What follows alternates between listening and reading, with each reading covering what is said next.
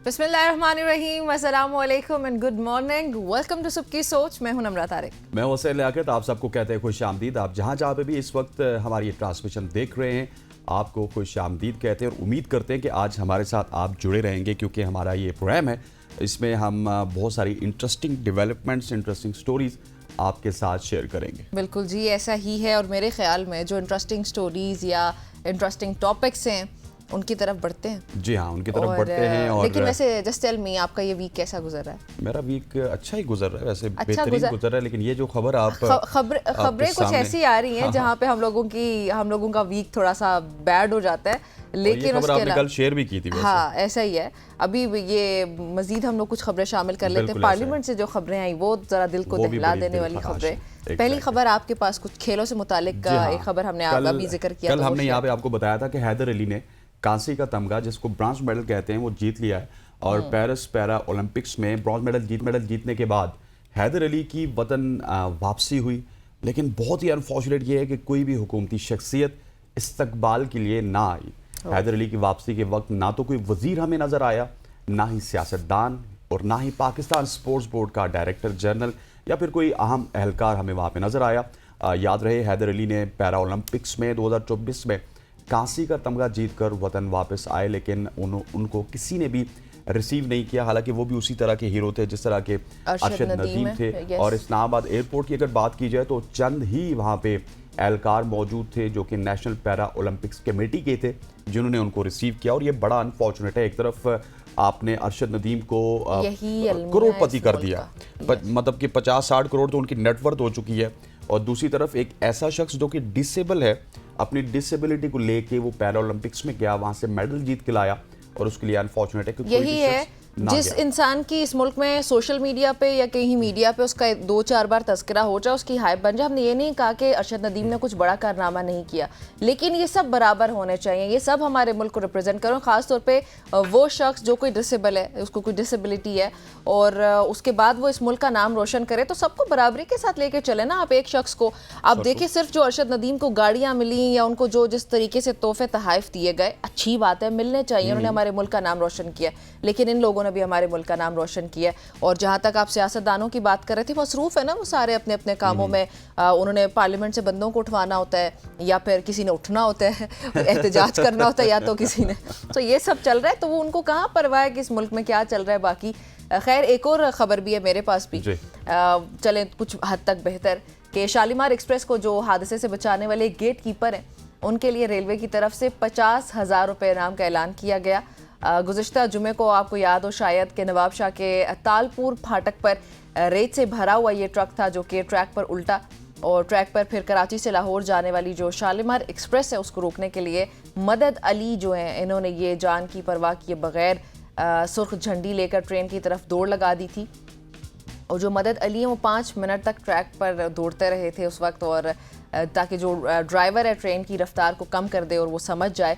फिर लोग उसे रोकते रहे उनको, मतलब ये जो मदद अली शख्स है जिनकी बता रही हूँ, तो इनको रोकते रहे लोग, लेकिन वो फिर भी दौड़ते रहे और ट्रेन रोकने में फाइनली वो कामयाब हुए थे। तो इसके लिए उनको रेलवेज की जानिब से जो है वो 50,000 रुपये का इनाम दिया जाएगा। क्या बात है, आपने बहुत ही अच्छी स्टोरी सुनाई। मेरा ख्याल है कि आज मेरी सुबह अच्छी हो चुकी है कि इस तरह की स्टोरी सुन रहे हैं हम, जहाँ पे एक शख्स ने अपनी जान की परवाह किए बगैर रेल को हादसे से बचाया। और मैं ये तो कहूँगा कि 50,000 दे के रेलवे ने कोई ज़्यादा बड़ा काम नहीं किया, क्योंकि उसने करोड़ों रुपए का नुकसान और जिन जानों की कोई कीमत नहीं होती, उसने वो बचाया। और मैं समझता हूँ कि ऐसे शख्स को आपको ज़्यादा अप्रिशिएट करना चाहिए था। ऐसा ही आगे बढ़ते जी, एक और स्टोरी है। जिस तरह निम्रा ने अच्छी स्टोरी बताई, मैं भी आपको अच्छी स्टोरी बताता हूँ कि वैसे तो एक तरफ निम्रा आपको पता भी है, बहुत सारे नौजवान ऐसे हैं जो कि पहली शादी के मुंतजर हैं। उनको पहली शादी आपकी हो सकती है, किसी की भी हो सकती है। करोड़ों लोग ऐसे जिनको पहली शादी अभी तक नसीब नहीं हुई। लेकिन दूसरी तरफ एक बड़ा हैरान कुन सर्वे आया जिसके मुताबिक बताया जा रहा है कि पाकिस्तान में 2 करोड़ लोग दूसरी शादी के मुंतजर हैं। जी हाँ, ये हकीकत पे मबनी बात है, जबकि इसी रिपोर्ट में कहा गया पाकिस्तान में 2 करोड़ 22 लाख से ज़ायद लोग पहली शादी के भी मुंतज़िर हैं, लेकिन जो 2 करोड़ लोग दूसरी शादी के मुंतज़िर हैं, मेरा ख्याल है ये ख्वाहिशात पे भी मबनी हो सकता है। हर शख्स कहता है आपकी क्या ख्वाहिशात है? आपकी ख्वाहिशात किस पे मबनी है? मैं उन 2 करोड़ में शामिल नहीं हूँ, मैं 22 करोड़ में हूँ। मैं पहली से बहुत खुश नहीं, हूँ। मुझे पहली से काफी खुश है। पहली से काफी खुश हूँ। और दूसरा तो मेरे ख्याल में थोड़ा सा इंसान को, मैं एक आम बात कर रही हूँ कि इंसान को थोड़ा डर भी लग रहा होता है ना, अगर टीवी पे आप बैठे हो, आपको होता है कि बेगम देख रही होगी। नहीं, बेगम का मसला नहीं। अगर आपकी ख्वाहिशात किसी और पे मबनी हो फिर भी तज़किरा नहीं करते। बेगम का मसला नहीं, मैं उन 22 करोड़ लोगों में हूँ। नहीं, आप वैसे स्मार्ट मैं 2 करोड़ में नहीं हूँ। नहीं, आप स्मार्ट मैन, लेकिन ये है कि मैं उन 22 करोड़ में हूँ। चलिए, ठीक हो गया। दूसरी शादी के मुंतज़िर नहीं है। लेकिन ये भी आपको एक बताता चलो ना, हम अक्सर महफिलों में बैठे होते हैं, हर शख्स कहता है मैंने दूसरी शादी करनी है, दूसरी शादी करनी है। हिम्मत किसी में नहीं होती। वो अपनी निजी महफिलों में चाय पीते हुए, खाना खाते हुए, डिनर करते हुए, लंच करते हुए वो इस तरह की बात करते हैं। अभी बल्कि हम जब ये बात कर रहे हैं, पीछे हमारे कैमरामैन अहमद साहब भी हंस रहे हैं, उनकी भी शायद ये ख्वाहिश होगी कि मैं दूसरी शादी करूं। ऐसे ही है, हो सकता है वो ब्रेक में मेरे ख्याल में मुझसे पूछ लेते हैं कि उनकी ख्वाहिशात क्या है। अच्छा जी, वफाकी वजारत तालीम ने इंकशाफ किया है कि पाकिस्तान में 2 करोड़ 62 लाख बच्चे ऐसे हैं जो इस वक्त स्कूल से बाहर हैं। उनमें से अब 1 करोड़ से ज़्यादा बच्चे ऐसे हैं जो कि 5 से 9 साल की उम्र के हैं। ये जो नंबर्स हैं, इनमें ये मुल्क में तालीम की तशवीशनाक सूरत हाल को बयान कर रहे हैं। और जो छोटे बच्चे हैं उनकी एक बड़ी तादाद इस वक्त स्कूल में नहीं जा रही है, स्कूल्स नहीं जा रही है। और इससे ओबियसली इनका जो मुस्तकबिल है ये इंतहाई संगीन ख़तरा है हमारे लिए कि इनका क्या ही मुस्तकबिल होगा।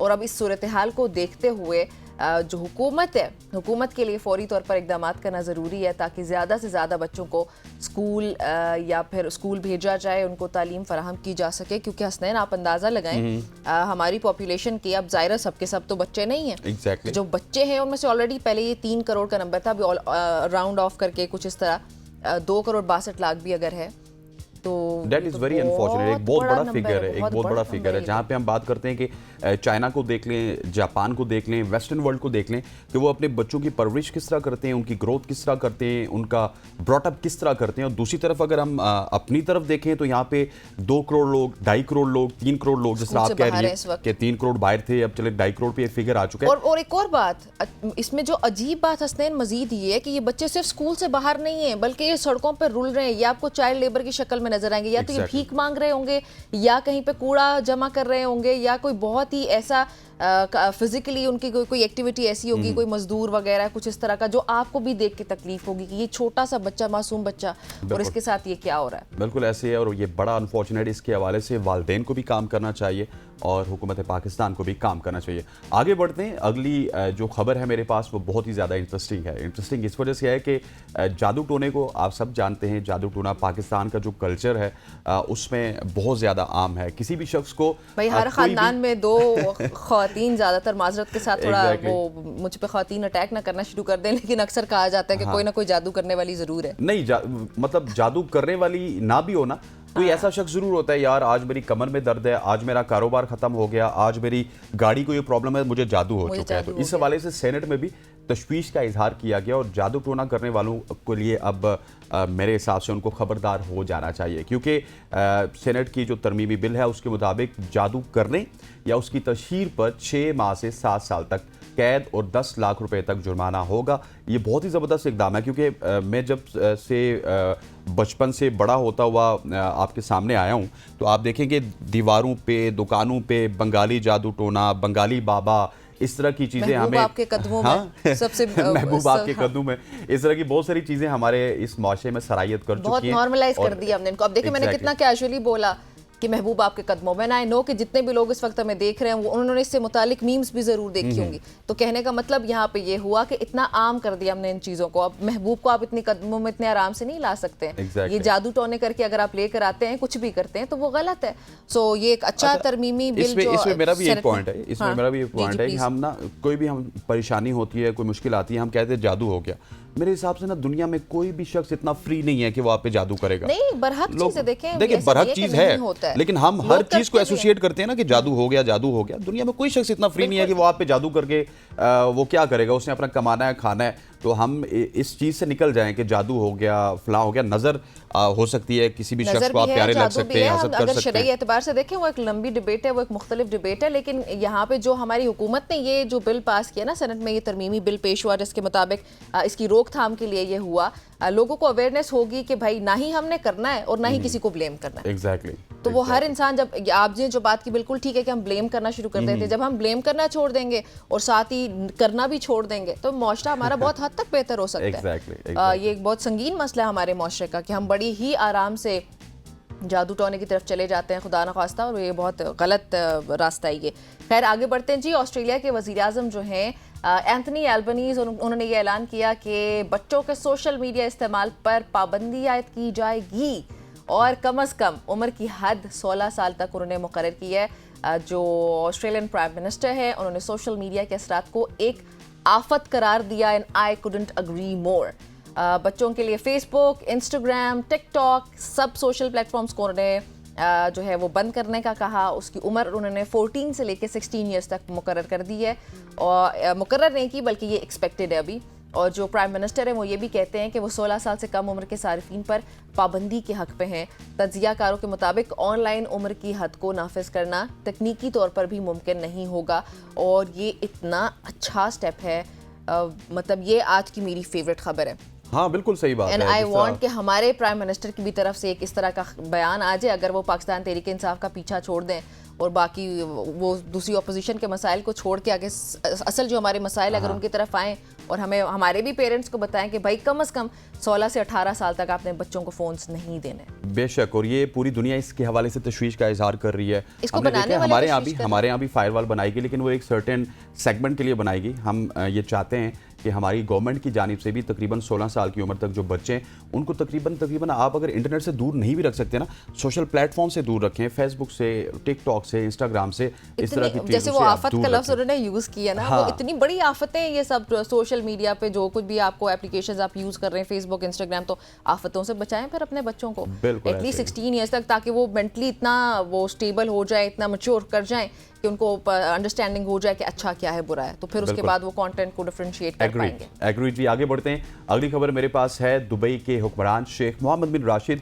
अल मखदूम की साहिबजादी हैं महारा बिनते मोहम्मद ने शोर को, आपको याद होगा, इन्होंने इंस्टाग्राम के जरिए तलाक दी थी, उसके हवाले से भी हमने आपको बताया था। लेकिन अब उन्होंने एक और काम कर दिया। उन्होंने ये किया कि तलाक देने के कुछ ही महीने बाद तलाक नामी परफ्यूम भी मुतारिफ करवा दिया, और परफ्यूम इनके ब्रांड महर स्कीम 1 के तहत लॉन्च किया गया है, और ये सितंबर के महीने में लॉन्च हुआ। और इसमें उन्होंने जब ये तलाक नामी परफ्यूम लॉन्च किया तो इसके ऊपर बहुत सारे लोगों ने हैरानगी का इजहार भी किया। एक तो उन्होंने जो हैरानगी सबको हुई थी वो महरा की जो तलाक थी इंस्टाग्राम पे, उसके हवाले से हैरानगी का इजहार किया था। अब उसके ऊपर अब उन्होंने एक और परफ्यूम लॉन्च कर दिया है, और हमने एक और स्टोरी भी शेयर की थी, आपको याद होगा, कि जहाँ पे तलाक को सेलिब्रेट किया जाता है। हालांकि अल्लाह के नज़दीक या हमारे दीन की बात की जाए तो इसमें तलाक एक ऐसा अमल है जिसको नबी अलैहिस्सलाम ने, अल्लाह भी उसको नापसंद करते हैं। हलाल अमल ज़रूर है लेकिन नापसंद है। और इसके अलावा आपको बताते चलें कि साल कबल ही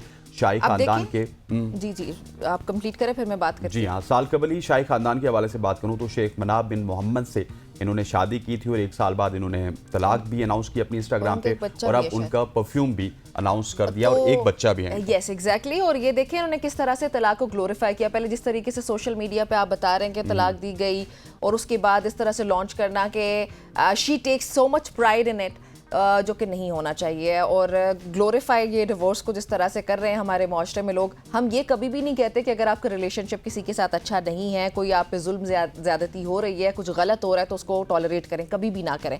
इसीलिए इसको हलाल अमल कहते हैं। जब इसकी ज़रूरत पड़े तो ज़रूर करना चाहिए, लेकिन इसको ग्लोरीफाई करना और इतना नॉर्मलाइज कर देना कि हर इंसान फौरी तौर पर बिला वजह छोटी सी चीज़ पर भी उठ के तलाक ले ले और कहे कि मैंने बिल्कुल ठीक किया क्योंकि मैं ये चीज़ टॉलरेट नहीं कर सकती। Life is not a bed of roses. आपकी ज़िंदगी में मुश्किलात भी आती हैं, आप तक है कि आप उसको अंडरस्टैंड करें कि कौन सी मुश्किलात आपके सहने के काबिल हैं और कौन सी नहीं है। और जिस तरीके से खूबसूरती से आप बता रहे हैं कि भाई डिवोर्स है और इसको तो ज़रूर अप्रिशिएट करना चाहिए, ऐसा बहरहाल इस तरह तो फिर कोई भी सोसाइटी कभी सर्वाइव ही नहीं कर पाएगी अगर हम इसी तरह खुशी खुशी तलाकें लेना शुरू कर देंगे बिला वजह। Again saying that. चलें जी, कोई और स्टोरी है आपके पास? जी आपकी स्टोरी है। मैं स्टोरी बयान करूं, चलें ठीक हो गया। ज़मीन का जो खुद साख्ती की तरफ एक अहम कदम, हम लोग दीन इस्लाम की बात करें तो हमारे सामने तो ये हमारे अंबिया कराम ने हमारे सामने ये तमाम चीज़ें बहुत सालों पहले बयान कर दी थी। समंदर में नाजरीन एक हैरत अंगेज़ फंगस जो है वो दरियाफ्त हुई है जो कि प्लास्टिक को भी खा सकती है। ये फंगस जो है ये समंदरी माहौल में परवरिश पा रही है और प्लास्टिक के जो ज़रात हैं उसको ये तहलील कर सकती है। और जो इसमें रिसर्चर्स हैं उनका ये मानना है कि ये समंदरी आलूदगी के ख़िलाफ़ एक बहुत बड़ा कदम हो सकता है, विच आई अग्री कि अग्री अपॉन कि जिस तरह से हम लोग प्लास्टिक को यूज़ कर रहे हैं या जिस तरह से कचरा वगैरह हम आजकल समंदरों में फेंकते हैं तो ये अच्छी बात है कि बेचारी ये खुद ही फंगस कुछ हेल्प करे। बहरहाल इस दरियाफ्त की मदद से साफ समंदर और सेहतमंद सैयारे की उम्मीद है, वरना इंसानों ने तो बहुत तबाही मचाई हुई है। माजरत के साथ हम लोग तो बेदरेग कुछ भी कचरा भी हम जाके छोटा सा नाला भी हमारे घर के पास बह रहा होता है हम उसको ब्लॉक कर देते हैं। समंदर तो फिर बड़ी चीज़ है। स्पेशली पाकिस्तानी की बात की है तो पाकिस्तानी इसमें अपनी मिसाल आप हैं। प्लास्टिक का यूज तो थ्रू आउट द वर्ल्ड हो रहा है। हाँ, हम लोग ये थोड़ा गंदगी ज्यादा रिसाइकल नहीं करते, गंदगी ज्यादा मचाते हैं और डस्टबिन का वेट नहीं करते, जहाँ पे भी आता है बस वहीं पे फेंक दिया। और ये थी आज की हमारी सोशल स्टोरीज जो कि हमने आपके साथ डिस्कस की। कुछ खट्टी मीठी स्टोरीज थी, किसी तरफ हमने खुशहाल किया, किसी तरफ हमारी गमी का इजहार था। स्टोरीज ही ऐसी थी। ख़वातीन और हज़रात, यहाँ पर वक्त हुआ चाहता है एक शॉर्ट सी कमर्शियल ब्रेक का। ब्रेक लेते हैं, वापस आते हैं। स्टे विद अस।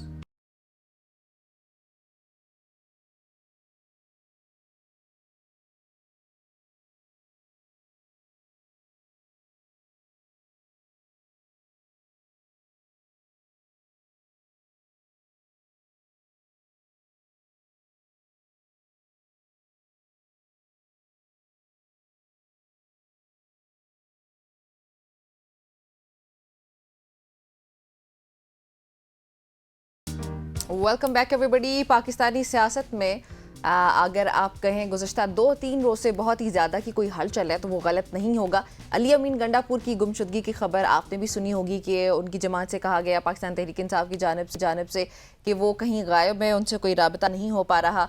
और गुमशुदगी के बाद बहरहाल वो सामने आ गए। खटक साहब ने जो है वो गुज़श्ता रात इस बात का इंदिया दिया कि वो आ चुके हैं, उनसे बातचीत हो गई है।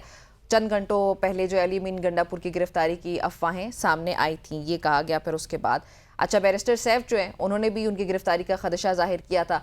अब इससे पहले आपको ये बताती चलूँ कि इस्लामाबाद के थाना संजानी में अली अमीन गंडापुर के खिलाफ मुकदमा दर्ज किया गया है जिसमें जलसे के कवायद व ज़वाबित की खिलाफ वर्जी और फिर रियासत मुखालिफ तकरीर के इल्ज़ामात भी आयद किए गए थे। जी हाँ, इसी हवाले से हमारे साथ बिल्कुल ऐसी है। और इसी हवाले से अगर आपको बताते चलें तो खैबर पख्तूनख्वा में कुछ कहा है।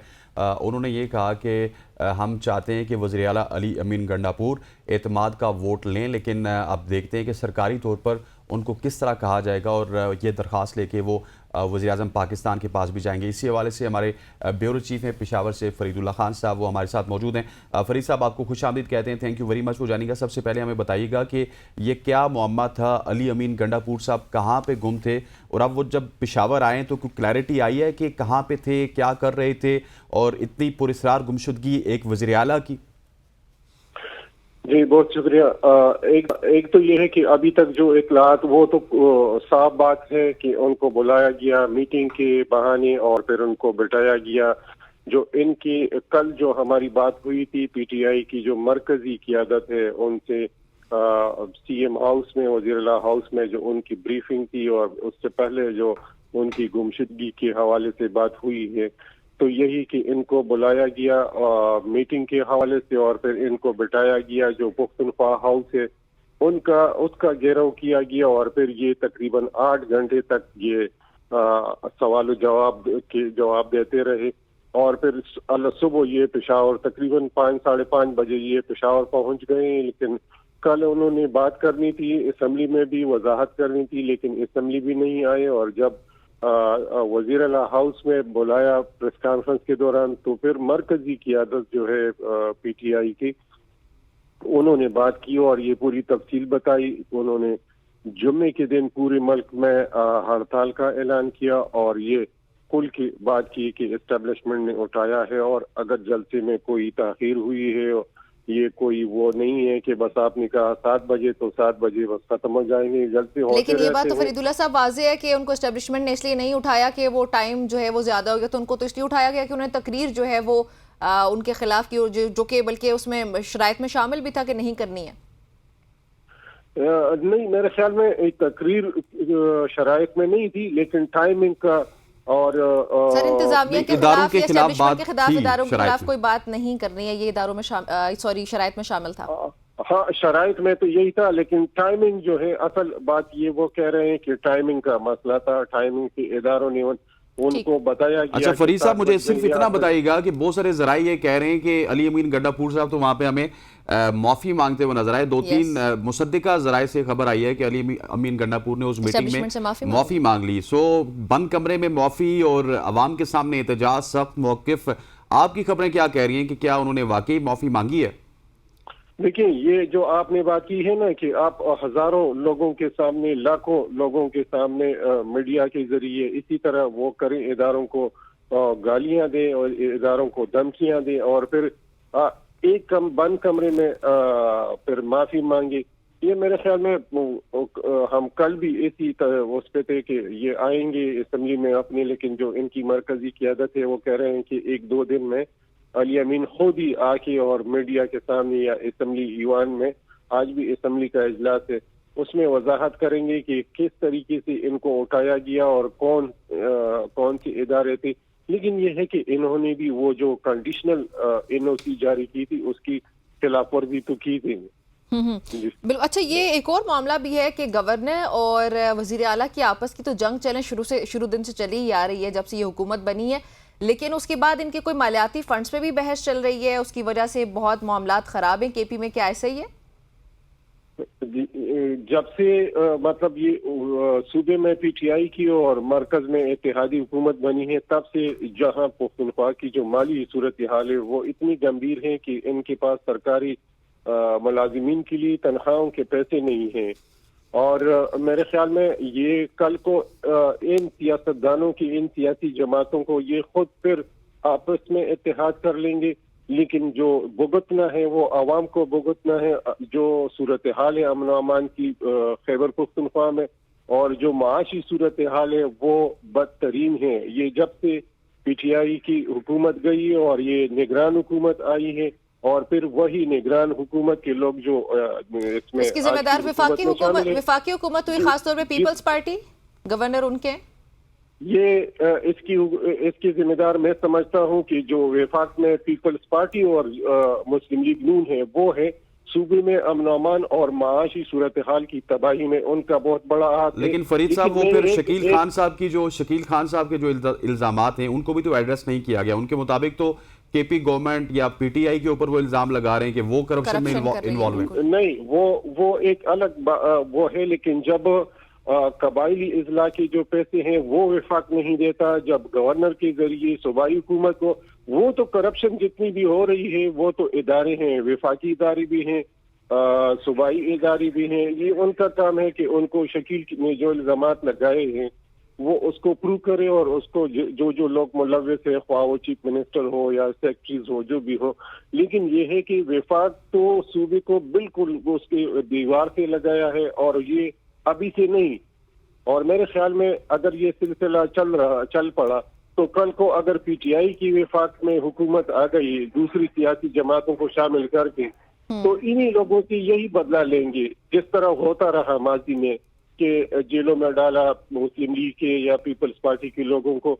तो ये सिलसिला चल पड़ेगा और इसमें जो आवाम है, बिलखुसूस जो पुख्तनख्वा और बलूचिस्तान की सूरत हाल है, मेरे ख्याल में इससे सिर्फ और सिर्फ आम आदमी की मुश्किलात में इजाफा होगा और जो कुछ है माली पोजीशन सूबे की और अमन अमान की सूरत हाल वो बद से बदतर होती जा रही है। सही। अच्छा फरीदुल्लाह साहब, गवर्नर ने जो साथ एक और बात भी कर दी वोट ऑफ कॉन्फिडेंस की अली अमीन गंडापुर साहब के लिए, उन्होंने कहा भी फैसला नहीं किया लेकिन इसके बारे में सोच रहा हूँ सरकारी तौर पर ये करने के लिए।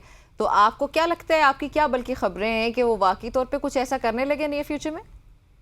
देखिए, अगर ये इस सूरत हाल में इस वक्त पुख्तनख्वा असेंबली में दो चीजें अहम आ रही हैं, एक सेनेट इलेक्शन है और एक जो इन्होंने कहा कि वोट ऑफ कॉन्फिडेंस, तो मेजॉरिटी उन्हीं की है। कल एक जो करारदाद पास की है इससे अंदाजा लगाएं कि अगर उनको कहा भी जाए कि वोट ऑफ कॉन्फिडेंस लें तो डेफिनेटली अक्सरियत उनकी है और वो ले सकते हैं। लेकिन ये है कि वो तलखी मजीद बढ़ेगी, वो एतमाद का वोट भी लेंगे और फिर एतमाद हासिल भी करेंगे, लेकिन जो वफाक और सूबे के दरमियान तलखी है, गवर्नर और वज़ीर आला के दरमियान जो तलखियां हैं वो मजीद बढ़ेंगी और इससे कुछ फर्क नहीं पड़ेगा उस पर। हाँ, अलबत्ता उस दिन जो अफवाहें थी वो सूबे में गवर्नर राज की थी और कहा जा रहा था कि गवर्नर को फौरी तौर बुलाइए, एक तरह से मेरे ख्याल में दबाव डालने की टैक्टिक्स से। ठीक हो गया ठीक हो गया फरीदुल्लाह फरीदुल्लाह खान साहब, बहुत शुक्रिया आपका हमें अपडेट करने के लिए, हमें ज्वाइन करने के लिए। मेरे ख्याल में हसनैन हमारे पास कुछ कराची से भी खबर। जी हाँ, पाकिस्तान के सबसे बड़े शहर कराची में डेंगू वबा बेकाबू हो चुकी है। हर गुजरते दिन के साथ डेंगू में मुब्तला मरीजों में इजाफा हो रहा है। गुज़श्ता 2 दिनों के दौरान डेंगू के 115 नए केसेस रिपोर्ट हुए। मानसून बारिशों के बाद का अगर जिक्र किया जाए, जहां एक जानिब सैलाब ने तबाही मचाई, वहीं मुल्क का सबसे बड़ा शहर कराची डेंगू वबा से मुतासिर है।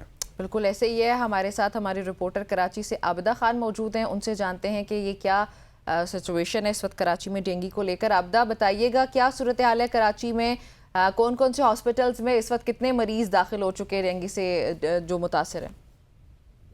जी बिल्कुल, जो महकमा सेहत है उनकी जानिब से जो अदाद शुमार जारी किए जाते हैं डेंगू के हवाले से, वैसे तो कराची में डेंगू मच्छर के जो हमले हैं वो बहुत तेज हो चुके हैं और इस तरह के जो केसेस हैं वो भी सामने आ रहे हैं, लेकिन महकमा सेहत सिंध की जानिब से सिर्फ उन केसों की रिपोर्ट पेश की जाती है जो वहां तक पहुंच सकते हैं, जो जाके टेस्ट कराते हैं उनकी रिपोर्ट। ऐसे बहुत सारे मरीज भी हैं जो अस्पतालों तक नहीं पहुंच सकते, वो तो केस मतलब रिपोर्ट ही नहीं होते। और अगर हम पिछले गुज़श्ता 24 घंटों की बात करते हैं और जो महकमा सेहत सिंध की जानिब से रिपोर्ट पेश की गई है उसमें जो है 70 मरीज जो है वो रिपोर्ट हुए हैं। और अगर हम रवां बरस की बात करते हैं तो उसमें जो रिपोर्ट में बताया गया है वो ये है कि 1146 मरीज जो है वो सिर्फ कराची में इस रवां बरस में रिपोर्ट हुए हैं। अच्छा। और ये मैं आपको बताऊं कि वो केसेस हैं जो अस्पतालों तक पहुंचते हैं और उनको उनकी रिपोर्ट पेश की जाती है। बहुत सारे ऐसे मरीज हैं जो अस्पतालों तक पहुंच ही नहीं सकते और उनके जो केस है ना वो टेस्ट करवा सकते हैं उनके मतलब। ठीक है, आबिदा हमारे साथ मौजूद थी जो कि हमें आगाह कर रही थी डेंगू के हवाले से। ख़वातीन वज़ात यहाँ पर वक्त हुआ चाहता है एक शॉर्ट से कमर्शियल ब्रेक का ब्रेक लेते हैं, वापस आते हैं। स्टे विद अस।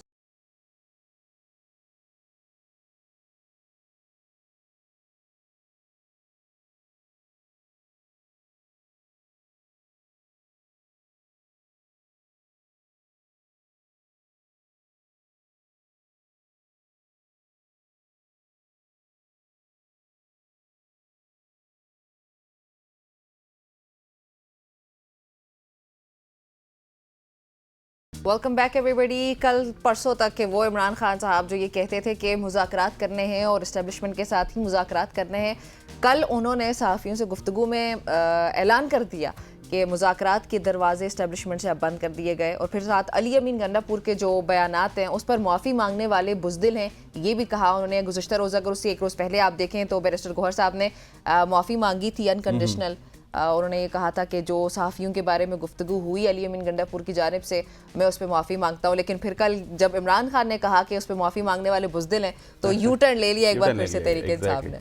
और इसी हवाले से बानी पीटीआई ने जब सहाफ़ियों से गुफ्तगू की तो उन्होंने कहा कि उन्होंने 6 पार्टी रहनुमाओं को इस्टेब्लिशमेंट से बात करने की इजाज़त दे रखी थी, लेकिन उसके बाद अगर अब की बात की जाए तो वो कहते हैं कि इस्टेब्लिशमेंट वाले जब भी बात करते हैं मुकर जाते हैं, ये धोखेबाज हैं, ये उनका कहना है और अब इनसे बात नहीं होगी। लाहौर जलसे के बारे में इमरान खान ने कहा कि 21 सितंबर के जलसे की इजाज़त मिले या फिर ना मिले, 21 सितंबर को लाहौर में जलसा करेंगे। अच्छा, धोखे से मुतालिक मेरे ख्याल में जो 22 अगस्त को हुआ और फिर उन्होंने कहा कि इस्टेब्लिशमेंट ने ये तारीख मुझे दी थी 8 सितंबर की, और इन्होंने एक बार फिर से मैं धोखा दिया, जहाँ पे रास्ता नहीं बंद करना था वो भी रास्ता बंद कर दिया। हमारे लिए मुश्किलात, काफ़ी नाराज़ दिखाई दिए हमें कल इमरान। बिल्कुल निमरा, इसी हवाले से हमारे साथ मौजूद हैं सीनियर तज़कियाकार इफ्तिखार शिराजी साहब। सब आपको खुशामदीद कहते हैं, thank you very much for joining us. Sir, ये बताइएगा कि खान साहब किसी दिन हमें इस्टेब्लिशमेंट से मुज़ाकरात की दावत भी देते हुए नजर आते हैं और ये गिला करते हैं कि मुज़ाकरात नहीं होते। अब वो कह रहे हैं कि इस्टेब्लिशमेंट ने हमसे धोखा किया, हम मुज़ाकरात नहीं करेंगे। खान साहब चाहते क्या हैं सर? नहीं, मेरा ख्याल में आखिरी रास्ता तो गुफ्तगू का रास्ता है। इसके अलावा तो इस जो मौजूदा बहरान है इसको हरगिज़ हल नहीं किया जा सकता। और सिर्फ इमरान खान साहब नहीं बात कर रहे कि वो इस्टेब्लिशमेंट के साथ बैठना चाहते हैं, गुफ्तगू करना चाहते हैं, बल्कि इस वक्त का जो सेटअप चल रहा है, आपका क्या ख्याल है कि ये कोई अवामी ताकत से आए हैं? यकीनी तौर पे ये भी एक अरेंजमेंट्स के तहत ही इक़्तिदार में पहुंचे हैं। तो इस मुल्क की इस्टेब्लिशमेंट एक बड़ी खुली हकीकत है और इसका सबको इदराक है। हाँ, ये ज़रूर है कि जब गुफ्तगू होती है तो जो कमिटमेंट्स दी जाती हैं तो लोग इस बात की तवक्को करते हैं कि जो आप कह रहे हैं इसका मतलब यही है कि जो आप कह रहे हैं, और आपको उसी अंदाज में आगे बढ़ना चाहिए और चीज़ों को हल करने के लिए एक संजीदा कोशिश जिसका एक इम्प्रेशन दिया जा रहा है, बट अमलन वैसा नहीं होता। तो जाहिर सी बात है, हमने इससे पहले भी देखा है जो साबिक वज़ीर-ए-आज़म थे, बिलखुसूस मियां नवाज शरीफ साहब, कि जो बड़ी गारंटीज के साथ लोगों को लेके आते थे लेकिन बाद में गिला करते हुए नजर आते थे, और उनको भी यही गिला होता था कि जो उनके साथ कमिटमेंट्स होती हैं वो बाद में पूरी नहीं होती। तो मेरा ख्याल में हम ये नहीं कह सकते कि इमरान खान साहब इस वक्त जो 180 का शिफ्ट ले रहे हैं, कभी वो कहते हैं कि गुफ्तगू करनी है, कभी वो दरवाजे बंद कर देते हैं। आपको याद होगा कि जब मियां नवाज शरीफ साहब भी बैरून मुल्क थे और उनको लग रहा था कि उनको डिच किया जा रहा है, उनके साथ जो कमिटमेंट्स है पूरी नहीं हो रही थी, तो मुस्लिम लीग नून ने एक सर्कुलर जारी किया था। अपने लोगों से यही कहा गया था कि एस्टेब्लिशमेंट के साथ कोई बातचीत नहीं करेगा, कोई गुफ्तगू नहीं करेगा। लेकिन उसके बाद आपने देखा है कि क्या वो जमात वहां पे रुकी रही? नहीं रुकी रही। उसके बाद बैकडोर राब्ते हुए, उसके बाद एक नई अरेंजमेंट के साथ वहाँ हुकूमत में बैठे हैं। तो मेरे ख्याल में इमरान खान साहब भी ये चाह रहे हैं कि मौजूदा क्राइसिस को हल किया जाए। शायद हमें लगता है कि उनकी नीयत दुरुस्त है, बट ये है कि दूसरी जानब से वो रिस्पांस नहीं मिल पा रहा। जो इंप्रेशन की शक्ल में उनके सामने आता है वो हकीकत में कुछ और होता है। तो यकीनी तौर पे इसको लेके लोग डिस्टर्ब होते हैं और फिर इस तरह की स्टेटमेंट देखने को मिलती हैं। लेकिन मेरे ख्याल में अगर कल को फिर कुछ संजीदा शुरुआत होती हैं तो फिर खान साहब कहेंगे कि बिल्कुल वो बैठ रहे हैं और वो भी कर रहे हैं और किसी मसले को हल करने के लिए जो उनकी तरफ से इनपुट है दरकार वो देंगे। सही। अच्छा शराजी साहब, आज पार्लियामान में क्या होने जा रहा है? हुकूमत जुडिशल पैकेज ले आएगी, आज एक्सपेक्टेड यही है। जो आईनी तरमीम इन्होंने करनी है वो आज करने में कामयाब हो जाएंगे? आपको क्या लगता है, नंबर्स पूरे कर लिए? देखिए, एक तो यह है कि आज अयाज सादिक साहब स्पीकर हैं, उनको कल इल्म ही नहीं था कि जो पार्लियामान का तकद्दुस पामाल हुआ, लोग पार्लियामान के अंदर दाखिल हो के अरकान पार्लियामेंट को वहां। अच्छा, एक प्राइवेट चैनल पे इंटरव्यू देते हुए तारिक फजल चौधरी साहब ने कहा कि स्पीकर को सब पता था। अच्छा, तो यकीनन, लेकिन कल उन्होंने इजलास का दौरान इंप्रेशन दिया है तो शायद उनके नॉलेज में नहीं था। यही वजह थी कि वो कल सीसीटीवी फुटेज मंगवा रहे थे और जानना चाह रहे थे कि हुआ क्या है। बाद में कमेटी भी बनी। तो मेरे ख्याल में आज उन्होंने एक तो प्रोडक्शन ऑर्डर जारी किए हैं, तो देखें कि स्पीकर के इन ऑर्डर्स के ऊपर अमल दरामद होता है। और इस्लामाबाद की पुलिस वो जो 4, 5 या 7 MNAs हैं जिनको गिरफ्तार किया गया, क्या उनको आज पेश करती है? वो आएंगे, वो भी एक रुदात सुनाएंगे। दूसरा जो आपने सवाल किया कि क्या नंबर्स गेम उनके पास पूरी है, तो मेरा ख्याल में हमें लग रहा है कि मौलाना फजल रहमान साहब की खामोशी को पता दे रही है। इफ्तिखार साहब, मुझे इन नंबर्स को मुझे एक बात बताइएगा। जी, इन नंबर्स को पूरा करने के लिए मेरे ख्याल में मौलाना साहब का ताउन बड़ा एक कलीदी उसका रोल है। तो अगर वो तैयार हो गए और साथ में जिस तरह तहरीक इंसाफ के लोग क्लेम कर रहे हैं कि उनके वो आज़ाद अरकान के जिनके अभी फेट डिसाइड नहीं हुआ, गोया कि जो सुन्नी इत्तेहाद काउंसिल के साथ जुड़े हुए लोग थे 51, तो मेरे ख्याल में अगर वहाँ से कुछ लोग भी टूट जाते हैं तो मुमकिन तौर पे हो सकता है कि ये नंबर्स पूरे हो जाएं। और बिल तो मेरे ख्याल में कमेटी में चला गया है जहाँ तक जजेस की उम्र की हद को बढ़ाना है। तो मेरे ख्याल में जिस तरह बाकी मामलात को हल कर लिया है या जिस तरह लेके चल रही है हुकूमत, तो इसमें मुझे लग नहीं रहा कि ज्यादा दिक्कत दरपेश आएगी। ठीक हो गया। अब शराइश साहब, अली मोहम्मद खान साहब ने कल एक बहुत ही जज्बाती तकरीर की है असेंबली के फ्लोर में, और अली मोहम्मद खान ने क्या कुछ कहा है जरा सुनते हैं उनका शॉट और उसके बाद आपसे सवाल करूंगा। 9 मई में जो गलत हुआ वो गलत था, लेकिन कल रात जो हुआ है वो पाकिस्तान की जमहूरियत का 9 मई था। 10 सितंबर 2024 पाकिस्तान की जमहूरी तारीख में एक काले बाप के तौर पे याद रखी जाएगी। ये जमहूरियत पे हमला है, ये पाकिस्तान पे हमला है, ये पाकिस्तान के आईन पे हमला है। ये हमला स्पीकर साहब आप पे है, ये हमला वज़ीर आज़म शहबाज शरीफ साहब आप पे है, ये हमला शहीद बेनजीर के बेटे बिलावल साहब आप पे है, आपकी सियासत पे है। अच्छा, ये बड़ी जज्बाती तकरीर है जो कि पूरे पाकिस्तान ने देखी, लेकिन मेरा सवाल ये है कि एक बड़ा इंटरेस्टिंग पॉइंट है इस पे जो मिस कर रहे हैं हम सब लोग। उन्होंने कहा कि वहां पे नकाब पोश लोग आए थे, पुलिस का जिक्र नहीं किया। उन्होंने एक खास इदारे की तरफ जिक्र किया, तो उस हवाले से अब स्पीकर साहब ने तो आईजी को तलब करके सवाल जवाब किए। आईजी ने तो कहा जी कि हम तहकीक करेंगे, देखेंगे। तो आपकी क्या इंफॉर्मेशन है जी, कौन था? जी बिल्कुल, एक तो इस जज्बाती तकरीर के पीछे कुछ बड़े तल्ख हक़ाइक़ छुपे हैं, इसमें कोई शक नहीं है कि इस मुल्क की अदलिया आप ये सब कुछ देख रही है कि इस मुल्क की पार्लियामान की, जिसको मदर ऑफ ऑल इंस्टीट्यूशन कहा जाता है, वो माजी में भी कंप्रोमाइज होती रही और कल परसों भी हमने देखा है कि इसमें कोई शक नहीं है कि उसके तकद्दुस को पामाल किया गया है। लेकिन जो आपने आईजी की बात की है, आईजी साहब ने तो बड़े वहां पे भी यही जाके कहा है कि जी वो जरा चेक करके बताते हैं, जान के बताते हैं कि हुआ क्या है। शिराजी साहब, तो उन्होंने ये भी कहा नहीं है कि पुलिस तो थी नहीं, पुलिस तो इनकारी हो गई। बिल्कुल, पुलिस के बारे में उनका कहना ये था कि वो तो पार्लियामान के बाहर थी, पार्लियामान के बाहर लोगों को गिरफ्तार करने के लिए पुलिस मौजूद थी, इसमें कोई शक नहीं है। लेकिन मैं तो ये कह रहा हूं कि एक इस्लामाबाद की पुलिस का इंचार्ज या उसके साथ हम कह लें कि जो डिस्ट्रिक्ट एडमिनिस्ट्रेशन है, अगर उनको भी मालूम नहीं है, फिर अगला सवाल तो ये है कि जो कौमी असम्बली की अपनी सिक्योरिटी थी, वो है कि वो लोग कहाँ थे। तो मेरे ख्याल में सवालात तो बहुत ज्यादा हैं। अब देखना ये है कि क्या, जिस तरह कल अयाज सादिक साहब ने फरमाया है कि अगर हुआ कि इस मामले में कानून की और आइन की वायलेशन हुई है तो वो खुद एफआईआर दर्ज कराएंगे। तो मेरा ख्याल एफआईआर किसके खिलाफ दर्ज कराएंगे? वैसे वो किसके खिलाफ एफआईआर दर्ज होगी? असूलन तो फिर इस मुल्क के वजीर दाखिला के, क्योंकि जो मामलात हैं सिक्योरिटी के, उसके इंचार्ज तो वजीर दाखिला है। गोया कि पुलिस तो यकीनी तौर पे ये जवाब देगी कि उनको जो कुछ कहा गया था वज़ारत दाखिला की जानिब से कहा गया था। शिराजी साहब, मस्ट टू मेंशन, ये वही वजीर दाखिला हैं जो ये कह रहे हैं कि पार्लियामेंटेरियंस जो है वो पार्लियामेंट में कर ही क्या रहे थे सेशन के अलावा, उनको तो वहां पे मौजूद ही नहीं होना चाहिए था, सिक्योरिटी के अमले को बस सिर्फ वहां पे मौजूद होना चाहिए था। ये वजीर दाखिला का जवाब था इस पे। और नहीं, मैं तो उस वजीर दाखिला मोहसिन नकवी साहब से बड़े सादे एहतराम के साथ कहूंगा कि माजूद के साथ राना सनाउल्लाह की बात कर रही हूँ मैं।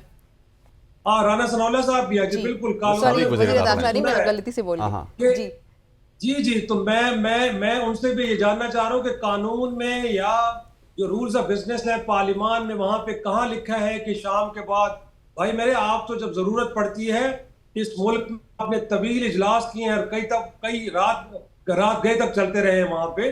तो मेरे ख्याल में जब आपने इन कैमरा ब्रीफिंग भी ली थी किसी जमाने में मिलिट्री कायदत से, तो वो भी बड़ी देर तक चली थी। जिन जमानों में सलाला चेक पोस्ट पे जब हमला हुआ था और अमरीकी के जानिब से, और आपने करारदाद मंजूर की थी, तो हमें याद है बतौर जर्नलिस्ट के वो भी कई रात गए तक इजलास चलता रहा था जिसमें आपने वो रेजोल्यूशन पास की थी। तो ये पहली बार नहीं है कि शाम के बाद वहां पे कोई रहा है तो आपको अजीब लग रहा है। और फिर मुझे तो ये मैं जानना चाह रहा हूँ बतौर जर्नलिस्ट कि कानून में कहाँ लिखा है कि रुकने पार्लियामान जो उस हाउस का मेंबर है वो वहां पे शाम में नहीं रह सकता, उनके अपने चैम्बर्स हैं, वहां बैठ के वो काम भी कर सकते हैं, रुक सकते हैं वहां पे। अगर वहां पे कोई वायलेशन हुई है तो उसको जरूर मेंशन होना चाहिए। साहब बिल्कुल होना चाहिए, लेकिन मुझे सिर्फ इतना बता दीजिए कि इस मुल्क का वजीर दाखिला वो कहाँ पे हैं? वो ना नजर आते हैं, ना बयान देते हैं। मुल्क के हालात आपके सामने हैं, दाखिला के हालात आपके सामने हैं। इवन वो पाकिस्तान क्रिकेट बोर्ड के चेयरमैन है, वो वहां पे भी कुछ सीधा नहीं कर रहे। तो वो तो बिल्कुल एक ऐसी मतलब घोस्ट बने हुए, ना किसी इंटरव्यू में आते हैं, ना किसी को सवाल देते हैं, ना जवाब देते हैं। कभी कभार अगर प्रेस कॉन्फ्रेंस में भी आते हैं तो अपनी मर्जी से आते हैं और जवाब दिए बगैर निकल जाते हैं। जी मेरे ख्याल में वो किसी को भी जवाब दे नहीं है। इवन के जो परसों हुआ है जो कुछ, हमें तो लगता है कि मुल्क के वजीर आजम को भी इल्म नहीं था, क्योंकि उससे चंद फरलांग के फासले पे प्राइम मिनिस्टर सेक्रेटेरिएट पे और उसके बिल्कुल पार्लियामेंट के बैक साइड पे ऐवान सदर में इशाए चल रहे थे। और इस दौरान हम देख रहे हैं कि पार्लियामेंट में ये तमाशा हो रहा था कि वहां से अरकान पार्लियामेंट को उठाया जा रहा है। और स्पीकर साहब को भी कल आप है गोया कि देखें, जब भी रुकने पार्लियामान की गिरफ्तारी होती है तो ये बाकायदा तौर पे तयशुदा है कि स्पीकर कौमी असम्बली से बाकायदा तौर पे इस बात की इजाजत दी जाती है या कम से कम उनके नोटिस में लाया जाता है। लेकिन कल के दिन तो वो भी इंप्रेशन दे रहे थे कि उनसे ना पूछा गया है और ना उनको बताया गया है। तो मेरे ख्याल में इस मुल्क के वज़ीर दाखिला किसी को जवाब नहीं दिए हैं, इसीलिए ना तो वो सामने आते और ना किसी किस्म की कोई वजाहत देते हैं। बिल्कुल ऐसे, और ये बहुत अनफॉर्चुनेट। और शायद कल हमें असेंबली में एक तरह से यूनिटी भी दिखाई दी। शिराजी साहब, पीपल्स पार्टी ने एहतजाज किया, इसको कंडेम किया, JUIF ने किया, MQM ने किया, सिवाय ख्वाजा आसिफ के या नून लीग के तमाम जमातें उनका यही कहना था कि पार्लिमान के तकद्दुस पे कोई सवाल उठना हम अफोर्ड कर ही नहीं सकते। तो इन सारी जमातों को फिर इसके खिलाफ तो एटलीस्ट कोई ना कोई रद्द-ए-अमल देना चाहिए, नहीं? इसके अलावा भी मेरा ख्याल है कि इन पार्लिमान के अरकान को इस बात का बड़ी शिद्दत से एहसास है कि पहले ही पार्लिमान अपनी ताकत बहुत सारी कंप्रोमाइज कर चुकी है। इस मुल्क के अंदर चीफ एग्जीक्यूटिव मुकम्मल तौर पे बाख्तियार नहीं है, अभी भी पॉलिटिकल मैटर्स के अंदर इंटरवेंशंस हो रही हैं और चीज़ें उस अंदाज में आगे नहीं बढ़ रही जैसे कि बढ़नी चाहिए। तो मैं समझता हूँ कि यही वक्त है कि जहाँ सियासतदान अपने छोटे मोटे इख्तलाफात या इस खौफ को बाहर निकाले अपने दिल से कि शायद वो किसी से हाथ मिलाएंगे तो उनकी हुकूमत को खतरा लाहक हो जाएगा। इस वक्त तो जमहूरियत को, निज़ाम को खतरा लाहक है और आपकी मईशत इतनी बीमार हो चुकी है कि आप अगर इस क्राइसिस को अगले 2-3 माह आगे लेके चलते हैं तो शायद पाकिस्तान के लिए बहुत बड़े सानियात इंतजार कर रहे हैं। तो ऐसे में तो मेरे ख्याल में वजह ये कि आप अपने मुखालफिन को चित करना और उनको उन पर इल्ज़ामात लगाएं, कभी उनको दहशतगर्द कहें, कभी उनको डिजिटल टेररिस्ट कहें, कभी उनको शरपसंद कहें। तो बेहतर ये है कि उस जमात को अंगेज किया जाए, उनके साथ बैठा जाए और अगर जरूरत ये बनती है कि इस मुल्क के अंदर एक नया इमरानी मुआहदा हो, एक नए रूल्स ऑफ बिजनेस तय करने हो, तो मेरे ख्याल में इसका इजहार सिर्फ तकरीरों में नहीं होना चाहिए बल्कि बैठे और इसके हवाले से कोई अमली इक़दामात भी ले। बिल्कुल इक़दामात होने चाहिए। बहुत शुक्रिया शिराजी साहब आपका हमें ज्वाइन करने के लिए। ये गुफ्तगू आपने सुनी है पाकिस्तानी सियासत में क्या हो रहा है, इस पर हमने बातचीत की। यहाँ पे वक्त हुआ चाहते हैं एक ब्रेक शामिल करने का, जल्दी से ब्रेक लेते हैं, आपने हमारे साथ रहना।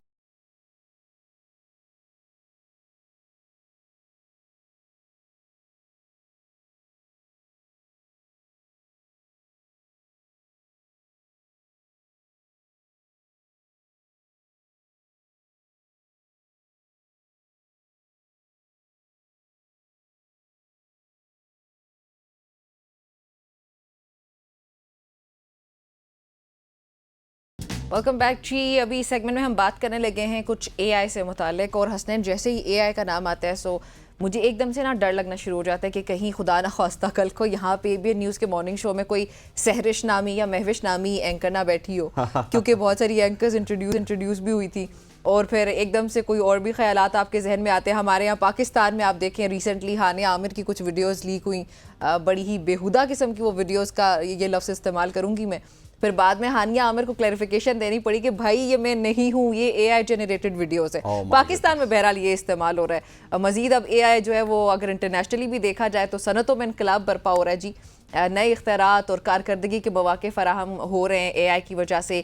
एआई कारोबारी अमलों में अगर देखा जाए तो हम लोग बहुत मॉडर्नाइज हो रहे हैं। हमारी डेली लाइव्स जो हैं उसमें बहुत सारी फैसिलिटीज़ हमें मिल रही हैं या हमें बहुत अच्छी तरह से फैसिलिटेट भी कर रहा है एआई। बिल्कुल ऐसे है। और जिस तरह आपने एआई का जिक्र किया, तो एआई हो या फिर कोई भी टेक्नोलॉजी हो, जब वो पाकिस्तान में आती है तो पाकिस्तानी उसका गलत इस्तेमाल पहले करते हैं और फिर उसके सही इस्तेमाल की तरफ जाते हैं। और इसी हवाले से आज एआई एक्सपर्ट अहमद मंजूर साहब हमारे साथ मौजूद हैं, जो कि हमें बताएंगे पाकिस्तान में एआई का इस्तेमाल कैसे बढ़ रहा है और एआई का बढ़ता हुआ रुझान रोजगार फराम करने में कितना फ़ायदेमंद या नुकसानदेह साबित होगा। अहमद मंजूर साहब, सबसे पहले आपको खुशामदीद कहते हैं, थैंक यू वेरी मच। मुझे ये बताइएगा कि एआई का इस्तेमाल पाकिस्तान की स्पेशली अगर इकॉनमी की बात की जाए, मईशत की बात की जाए, तो उसमें कितना ज़्यादा अहम किरदार होगा एआई का? जज़ाकल्लाह for having me ma'am Nimra and फैन भाई। एक्चुअली देखें, कोई भी टेक्नोलॉजी आती है ना, कोई भी, दिस इज नॉट समथिंग कि एआई चेंज कर देगी। आज से पीछे चले जाएं, नेटवर्क्स चेंज हुए थे और बेतहाशा चीजें चेंज हुई थी। तो जो भी टेक्नोलॉजी आती है उसको टाइम पे अपनाने से आपकी इकोनॉमिकल ग्रोथ ऊपर जाती ही जाती है।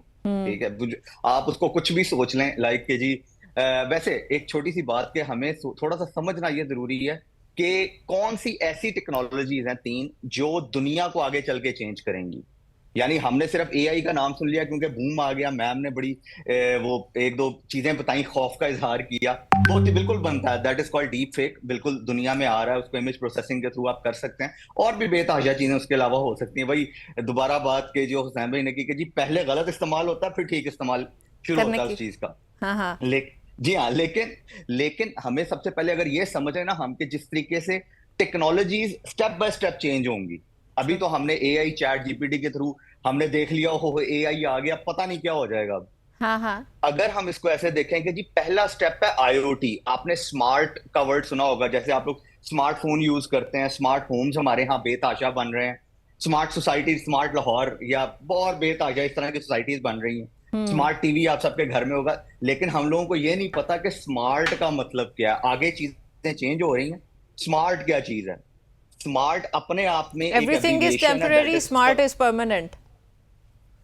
स्मार्ट बेसिकली ये वो वाला स्मार्ट नहीं है ना मैम कि बंदा बड़ा स्मार्ट है या समथिंग, ठीक है? Yes yes, I know that you are going to explain, बताइएगा। या that is basically self monitoring analysis and reporting technology. अब यानी SMART, जब हम self monitoring analysis reporting technology की बात करते हैं ना, तो पहला पहला वर्ड पकड़े, that is called smart. Yes yes yes, और आगे चीजें चेंज होनी शुरू हो जाती हैं, ठीक है? अब पहली जो चीज है वो है डेटा गैदरिंग टूल, जिसमें ये सारी स्मार्ट डिवाइसेस आती हैं कि उसने डेटा को गैदर करना है। अब वो आपकी स्मार्ट वॉच भी हो सकती है, स्मार्टफोन्स, एवरीथिंग, राइट? उसके थ्रू वो डेटा किसी जगह पे सेव होना है। वो डेटा जब किसी जगह सेव होगा, जहां पे सेव होगा वो ऐसी जगह होनी चाहिए जहां पे आप उसको चेंज ना कर पाए। वो ब्लॉकचेन है। आप लोगों ने बिटकॉइन या क्रिप्टो करेंसी का नाम सुना होगा। तो वो असल में ब्लॉकचेन की बात होती है, दैट इज अ टेक्नोलॉजी कि वो सारी चीजें जाके एक ऐसी जगह पे सेव कर दी जाए जहां पे वो चेंज ना हो सके। और देन तीसरे नंबर पे आती है AI, आर्टिफिशियल इंटेलिजेंस, जिसने उस पूरे डेटा को यूज करना है असल में और आपकी लाइफ को प्रोडक्टिव बना देना है। जो जैसे चैट जीपीटी के आने से क्या चेंजेस आई हैं आपकी लाइफ में? बेसिकली पहले भी तो गूगल से ही डॉक्यूमेंट्स बनते थे, दुनिया गूगल पे जाती थी, डॉक्यूमेंट्स बनानी शुरू कर देती थी। yes. तो उसके लिए आधा घंटा लगता था, अब वही काम आप 5 मिनट में कर लेते हैं। तो इसका मतलब आप उस तरह के 10 डॉक्यूमेंट्स बना सकते हैं। ठीक हो गया। अच्छा, तो वो जो जी कंटिन्यू कीजिएगा प्लीज। जी मैम प्लीज। आप मैं ये पूछने लगी थी कि जिस तरह से ना मैंने स्टार्ट लिया था कि कहीं मुझे कोई रिप्लेस ना कर रहा हो या बहुत सारी खदशात, ये मेरे नहीं, बेसिकली मैं आवाम की आवाज़ आप तक पहुंचा रही थी। अब यहाँ पे हमारे यहाँ ये कंसिडर किया जा रहा है कि इसके बहुत सारे थ्रेट्स भी हैं हमारी डेली लाइफ में और इसके जो नेगेटिव इम्पैक्ट्स हैं वो क्लियरली वो मेंशन भी करते हैं। तो मतलब आपका ये कहने का है कि फ़ायदे ज़्यादा हैं अगर हम कंसिडर करना शुरू कर दें तो? जी हाँ, देखें, हम लोगों ने टर्मिनेटर 2 मूवी को बहुत सीरियसली ले लिया होगा, ठीक है? तो वैसी दुनिया नहीं हो जाएगी कि टर्मिनेटर 2 की तरह लोग रोबोट्स आगे आपको टेक ओवर कर लें अगले 200 साल तक, तो नहीं। हाँ, लोग डराते बहुत है, मैं नहीं जानता इसकी क्या वजह है, लेकिन देखें वो लोग रिप्लेसेबल होंगे जो इसको नहीं अपनाएंगे। अगर मैं इसकी छोटी सी मिसाल दूं, आपने अगर चार्टर्ड अकाउंटेंसी पढ़ी हुई है, CA, अगर आप अकाउंट्स के बंदे हैं, तो आपने जो चीज, यानी एक 70s का बंदा और एक आज 2024 का बंदा, डिग्री दोनों के पास सेम है, लेकिन काम करने का तरीका दोनों का डिफरेंट हो चुका हुआ। यस। अगर वो 70s वाला बंदा आज एक्सेल या ऐसी चीज नहीं सीखता तो वो सरवाइव नहीं कर सकता। उसी तरह अगर आप इसको पीछे ले जाएं, इसको उन चीजों की आदत ही नहीं है कि वो सिर्फ पेपर वर्क करे, तो हमें आने वाली टेक्नोलॉजी को एक सही टाइम पे अपनाना है। ठीक। हमें वो वाली चीज नहीं होती कि जी आप जो है ना पीछे चले जाएं। चलें, इसकी एक मिसाल छोटी सी मैम और देता हूं। वो जो कैरियर की आपने बात की ना, कि सपोज कर लेते हैं 5 कश्ती चलाने वाले लोग हैं, ठीक है? उनमें से 2 को ये पता चल जाता है कि जी कि आने ना कुछ अरसे बाद मोटर वाली कश्ती आ रही है। वो उसको सीखना शुरू कर देते हैं, उस पर रिसर्च करना शुरू कर देते हैं और बहुत सारी चीजें। जो बाकी 3 है ना, वो उनका मजाक भी उड़ाते हैं और कहते हैं ओहो तुम्हें पता है कि ये जो इलेक्ट्रिक कश्ती आएगी ये तुम्हें करंट भी लगा देती है, ये तुम तो इसमें गिर जाओगे, ये तुम्हें डुबो भी देगी, ठीक है?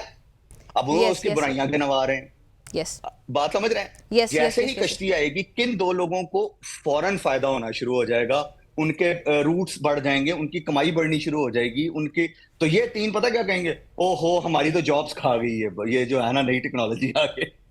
सही, बिल्कुल ठीक कहा। मतलब कि आपके कहने का मकसद ये कि AI जब हम इस्तेमाल करना शुरू करेंगे तो वो हमारी जॉब नहीं खाएगी बल्कि हमें प्रोटेक्ट करेगी। और दूसरा, अहमद मंजूर साहब मुझे ये बताइएगा कि हम ठीक है, आप IT एक्सपर्ट हैं, AI एक्सपर्ट हैं, लेकिन हम गवर्नमेंट लेवल पे कितना ज़्यादा सीरियस हैं AI को लेके? क्योंकि हमने देखा है पूरी दुनिया में इसके हवाले से तहकीकात हो रही हैं, आए दिन हमें नई चीज़ें देखने को मिल रही हैं, लेकिन हमारे यहाँ कितनी ज़्यादा सीरियसनेस है? ये बड़ा अजीब सा क्वेश्चन है। हमारे यहाँ सीरियसनेस थोड़े अरसे के बाद ही आती है, आपको पता है। जब चीजें गुजर जाती है कि आप दुबई एयरपोर्ट पे जाएं, वहां पे आपको पासपोर्ट दिखाने की जरूरत नहीं है। एग्जैक्टली। हमारे यहाँ तो आज भी वो स्टैंप लगती है ना। Yes, आप yes. लोग आई होप के कुछ अर्सा अगर गए हैं कुछ अरसे में, तो वहां पे आप सिर्फ एक गेट क्रॉस करना होता है आपको, आई स्कैन हो जाती है और उसमें वो इमेज प्रोसेस, जी हाँ, आपका फेस स्कैन होता है, वो बताता है जी दिस इज अहमद मंजूर, पासपोर्ट नंबर ये, आप इस फ्लाइट से आए हैं, ये आपका वीजा नंबर है, और आप क्रॉस कर जाते हैं विद इन सेकेंड्स। तो उन्होंने वो काम 10 साल पहले करना शुरू किया था। But this is how they have come up with the technology, but we didn't. Yeah, we didn't. Yes. तो हमें अपने लेकिन हमारे पास एक्चुअली वही बात, हमें हार्ड वर्क और स्मार्ट वर्क का फर्क नहीं पता। ये बहुत बड़ा प्रॉब्लम है। Yes. हमें शुरू से एक चीज सिखाई जाती है कि हार्ड वर्क कर लो। हमने अगर एक जगह खुदी हुई है तो हमें क्या जरूरत पड़ी किसी दूसरी उसी जगह पे किसी दूसरी जगह जाके सेम खुदाई करें। हम उधर से पानी निकाल के क्यों नहीं पी सकते? करेक्ट। सो हम लोग अभी कम से So come this is basically- 15 साल तो पीछे है अहमद साहब, राइट? हम टेक्नोलॉजी में कभी भी पीछे नहीं है। मैं इसमें ना बड़ा स्ट्रेट फॉरवर्ड कहता हूं। अभी आईफोन 16 आया, ठीक है, सारी दुनिया ने देखा है उसको, आधे लोग प्री ऑर्डर भी कर चुके होंगे, तो इसका मतलब हमारे पास टेक्नोलॉजी सेम है, हमें यूज करनी नहीं आती। Exactly. That's it. Yes, you are right, you are right. और फिर इसके अलावा अगर देखा जाए जैसे गवर्नमेंट लेवल पे, या आप क्या सजेस्ट करते हैं कि हम लोगों को इवन पर्सनली भी, इंडिविजुअली भी हमें क्या करना चाहिए? हमें सीखनी चाहिए चीजें, और ये सोचे समझे बगैर कि हमें पैसे से कल मिलने शुरू हो जाएंगे, क्योंकि इसी खौफ का लोग फायदा उठाते हैं। अब आप देखें, मैं अगर अपने घर में एआई को लेके आ सकता हूं और अपनी बिजली की बचत कर सकता हूं, तो मेरा ख्याल है कि मुझे उसको अप्लाई कर देना चाहिए। एग्जैक्टली। बिल्कुल ऐसे। और बजाय मैं इसके ये सोचता रहा हूँ, नहीं जी मैम प्लीज। नहीं, कुछ भी नहीं, मैं यही आपकी बात में ही ऐड कर रही थी, बजाय इसके कि हम लोग उसके थ्रेट्स को ही सिर्फ काउंट करना शुरू कर दें कि भाई ये तो मेरे लिए ये मसला क्रिएट करेगा, ये करेगा, विच ऑब्वियसली इट विल, लेकिन उनको भी तो काउंटर करना आना चाहिए ना फिर हमें। एग्जैक्टली। देखें, साइबर सिक्योरिटी और बेतहाशा इस तरह की चीजें अगर आप उनको सिर्फ पढ़ लेना तो आपको समझ आ जाती पॉलिसी मेकिंग कैसे होती है। देखें, अगर आपने घर के अंदर आना ना, आपको पहला गेट क्रॉस करना पड़ता है, फिर उसके अंदर एक लकड़ी का गेट होता है, उसके अंदर फिर एक जाली का, या पहले जाली का गेट दरवाजा होता है, फिर हर चीज का एक तरीका है। एग्जैक्टली। फिर आप अंदर घुसते हैं। ये क्या बात हुई कि आपको लग रहा है कि यानी किसी को भी ये लगे कि जी बस ये हमने अपना लिया तो बस पता नहीं क्या हो जाएगा। आप उसको पढ़ें तो सही, समझे तो सही, देन आप उस पर चीजें करेंगे ना। लेकिन अच्छा, वैसे हमारे यहाँ ये लोगों को वही यूनिवर्सिटीज शौक में है ना अहमद साहब, पाकिस्तान में ये यूनिवर्सिटीज में अब जाके इंट्रोड्यूस हुआ एआई के कुछ कोर्सेज आप ले रहे हैं, लेकिन वो लोग जो कि ऑलरेडी ग्रेजुएट कर चुके हैं या घर पे इस वक्त बैठे हमें देख रहे हैं और वो चाहते हैं कि वो भी अपग्रेड करें खुद को, अपनी नॉलेज को, और इन चीज़ों के साथ वो मुंसलिक हो जाएं, तो उनके लिए क्या सजेस्ट करते हैं आप कि how can they learn these things? For example किसी को चैट जीपीटी सीखना है तो हाउ कैन दे?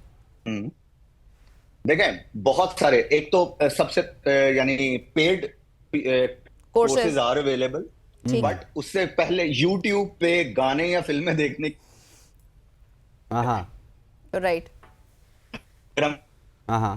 अच्छा, अहमद साहब की ऑडियो का कुछ इशू, एक सेकंड में हम इसको फिक्स करके दोबारा इसी सवाल के साथ आपके पास आते हैं। And I liked what he said कि हम लोगों को थ्रेट्स से ज़्यादा उसके फ़ायदे देखने चाहिए। जब आप फ़ायदे कंसिडर करना शुरू कर देंगे तो थ्रेट्स को भी काउंटर आप करना सीख जाएंगे। एग्जैक्टली। हमारे यहाँ होता ये है कि हम फ़ायदे बाद में देखते हैं, थ्रेट्स पहले देखते हैं। और अच्छा, इवन एआई की तो इतनी हवा बनाई ना ये खौफनाक वाली, जैसे हमें तो आते साथ ही रोबोट ने पकड़ के गले दबाने, हमारे हमें मार देना। लेकिन जिस तरह चलें अच्छा, जी, अहमद साहब आपसे जो सवाल किया था निम्रा ने, अगर आप वहीं से कंटिन्यू करें, आपकी आवाज़ में कुछ डिस्टॉर्शन थी, प्लीज़।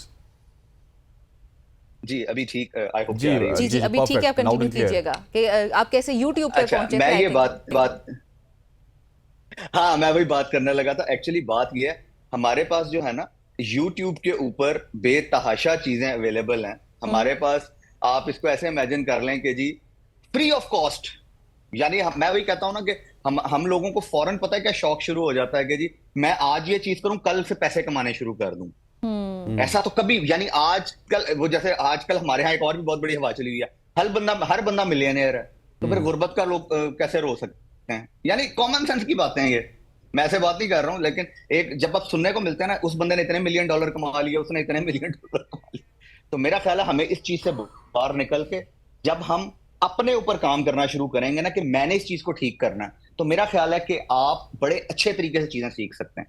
मेरे से पहली दफा एक इंटरव्यू में when I was in PTCL, तो मेरे से पहली दफा ये क्वेश्चन हुआ था कि जी आपने इतनी सर्टिफिकेशंस की हुई हैं, क्यों की हुई हैं? यानी right now I have around 200+ certification. Pakistan में एक ही हूंगा मैं शायद इस तरह का। वेरी नाइस, ठीक है, वेरी नाइस। लेकिन उसकी वजह यह है कि मैं अपना एक गोल बनाता हूं, उस तक पहुंचता हूं, उससे आगे फिर अब नेक्स्ट चीज सीखनी पड़ जाती है। अच्छा आगे चलते हैं, आगे ठीक है, जाहिर है ट्रेनर भी हूं और चीजें तो वो चीजें कर रहा होता हूं, तो चीजें उस हिसाब से आगे लेके जानी पड़ रही होती हैं, अपने नॉलेज को गेन करना होता है। हम जैसे फाइनेंस वालों से अगर आप बात करें तो वो अचानक कहेंगे मुझे एआई की क्या जरूरत है, उनको नहीं अंदाजा Power BI will take care of, यानी कि वो आगे चल के उनको टेक केयर कर लेगी। देन बहुत सारे कॉम्प्लेक्स, अभी आजकल सारी दुनिया, यानी पाकिस्तान की मैं बात कर रहा हूं इस टाइम, सारी दुनिया वेब डिजाइनिंग सीख लें, ग्राफिक डिजाइनिंग सीख लें, you know the Canva, Canva is there, wix.com एक वेबसाइट है जिसपे आप ड्रैग एंड ड्रॉप करके ना आप पूरी वेबसाइट डेवलप कर सकते हैं। तो वाई, यानी आपको कॉम्प्लेक्स चीजों के लिए बिल्कुल जरूरी है ये चीज, लेकिन जो कॉमन चीजें उनके लिए आप एआई को क्यों नहीं यूज कर रहे हैं? वो सर tools वो जो आपके एआई पास को पड़े हैं, उनको मंजूर use साहब करें। इस वजह से यूज नहीं कर रहे ना कि एआई उनकी जो उस्तादी है उसको खत्म कर देती है। आपके साथ इंशाल्लाह आने वाले दिनों में भी एआई के हवाले से हम गपशप जरूर करेंगे और sessions कुछ रखेंगे आपके साथ स्पेशल जरूर, टॉपिक्स अहमद। रखेंगे एआई के हवाले से। Thank you very much for joining us. Ahmed Manzoor साहब हमारे साथ मौजूद के हमें एआई के फवायद बता रहे थे और वो हमें बता रहे थे कि किस तरह हर फील्ड से रिलेटेड शख्स, चाहे वो आईटी से हैं, चाहे वो मीडिया से हैं, फाइनेंस से हैं, अकाउंट से हैं, वो एआई का इस्तेमाल करके अपनी मुश्किलें आसान कर सकते हैं। यहाँ मैं पर तो अब YouTube पे जो है जाके जरूर ट्यूटोरियल्स देख के कुछ ना कुछ सीखने की कोशिश ताकि करूंगी। आप यहाँ पे एआई एक्सपर्ट बन जाए। यहाँ पर वक्त हो जाता है एक शॉर्ट सी कमर्शियल ब्रेक का, ब्रेक लेते हैं, वापस आते हैं। स्टे विद अस।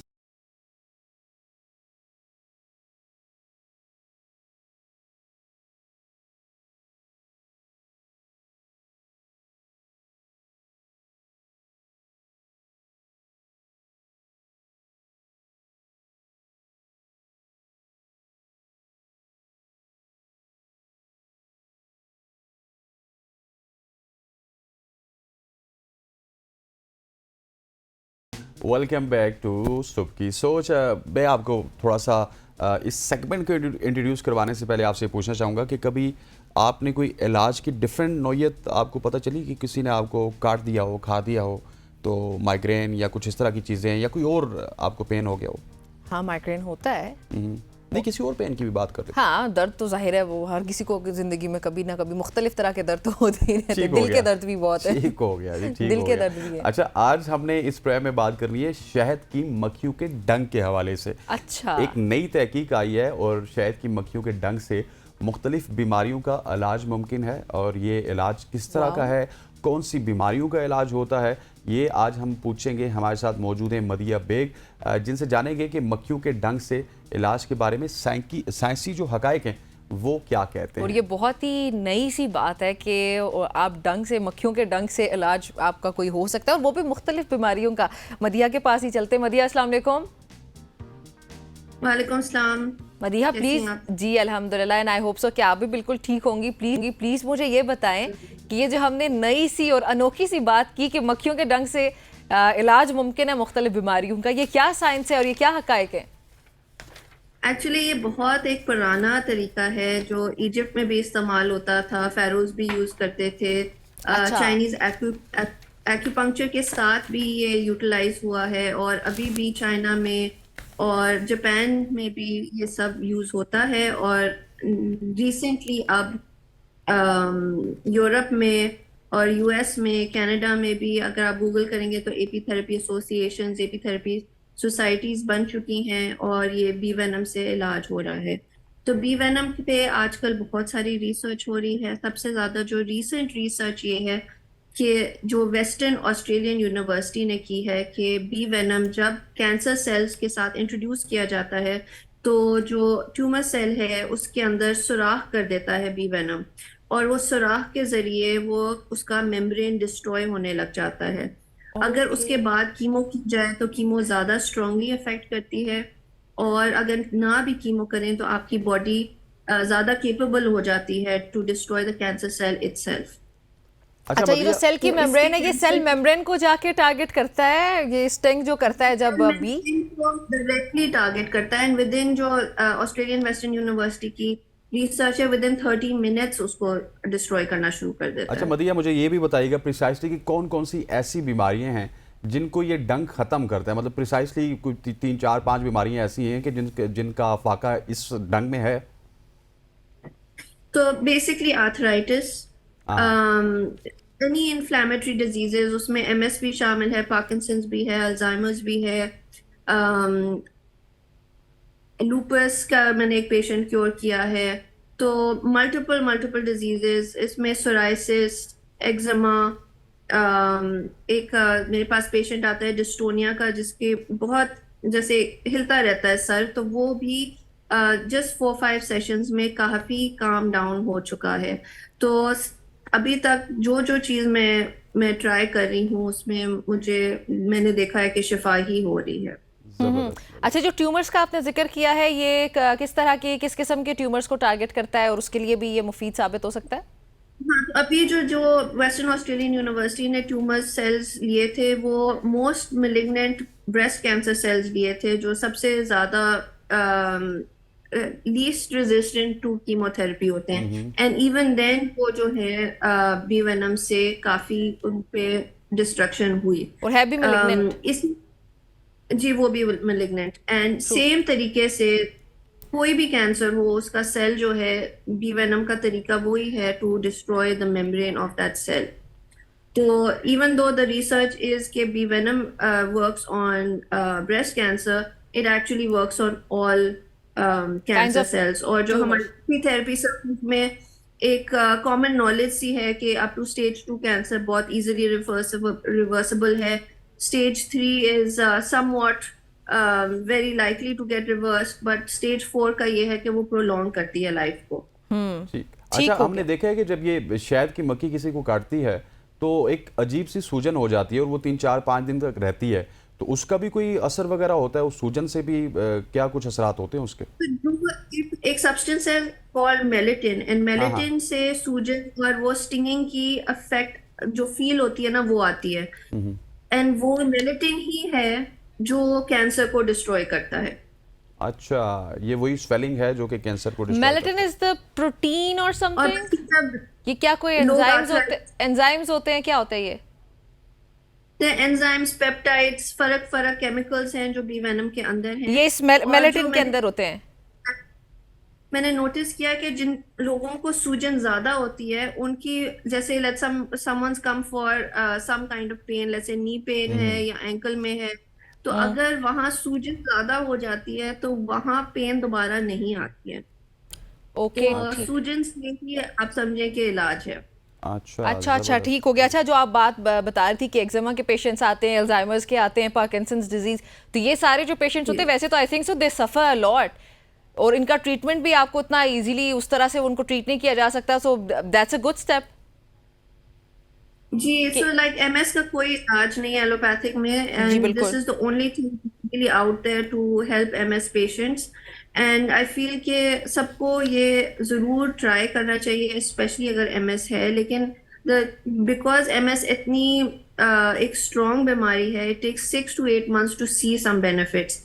लेकिन जो जैसे अगर कोई someone comes to me with a frozen shoulder या जॉइंट्स के दर्द से, तो फ्रोजन शोल्डर तो यूजुअली 2 या 3 सेशंस में, 2 या 3 स्टिंग्स के अंदर वो रिजॉल्व हो जाता है। But things like knee pain जो है वो people usually complain about it after years and years of using the knee, और वो घिस चुकी होती है तो नी में थोड़ा टाइम लगता है, but usually small joints like fingers वो बहुत जल्दी ठीक हो जाते हैं। अच्छा मदिया, मुझे ये बताइएगा कि ये जो शहद की मक्खियाँ हैं, कितनी ज़्यादा मक्खियाँ जो है एक थेरेपी में इन्वॉल्व होती हैं? मतलब एक ही मक्खी, 2 मक्खी, कितने डंग उसके जो है वो कारामद होते हैं?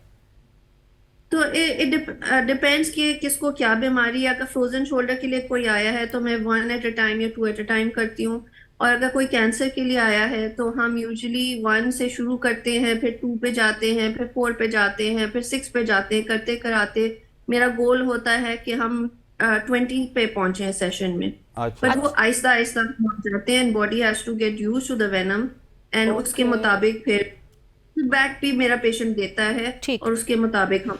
और मदिया, इसका प्रोसीजर होता क्या है कि डायरेक्टली स्टिंग कराया जाता है या फिर वो वेनम को कहीं और पहले से करके इंजेक्ट किया जाता है?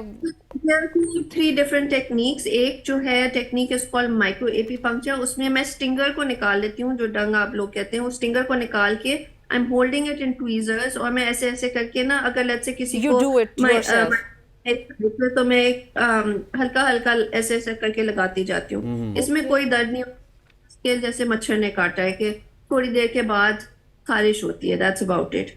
लेकिन जो फुल स्टिंग्स है वो मैं कैंसर पेशेंट्स को यूजुअली जिनकी नीज नहीं ठीक या आर्थराइटिस, इट डिपेंड्स आर्थराइटिस भी कहाँ है। अगर ये स्मॉल जॉइंट्स में आर्थराइटिस है तो मैं माइक्रो स्टिंग्स करूंगी जो फील भी नहीं होते। अगर किसी को कार्पल टनल है तो यहाँ एक्यूपंक्चर पॉइंट्स हैं कार्पल टनल के, वो मैं यूज करूंगी एंड वो भी माइक्रो स्टिंगिंग यूज करूंगी।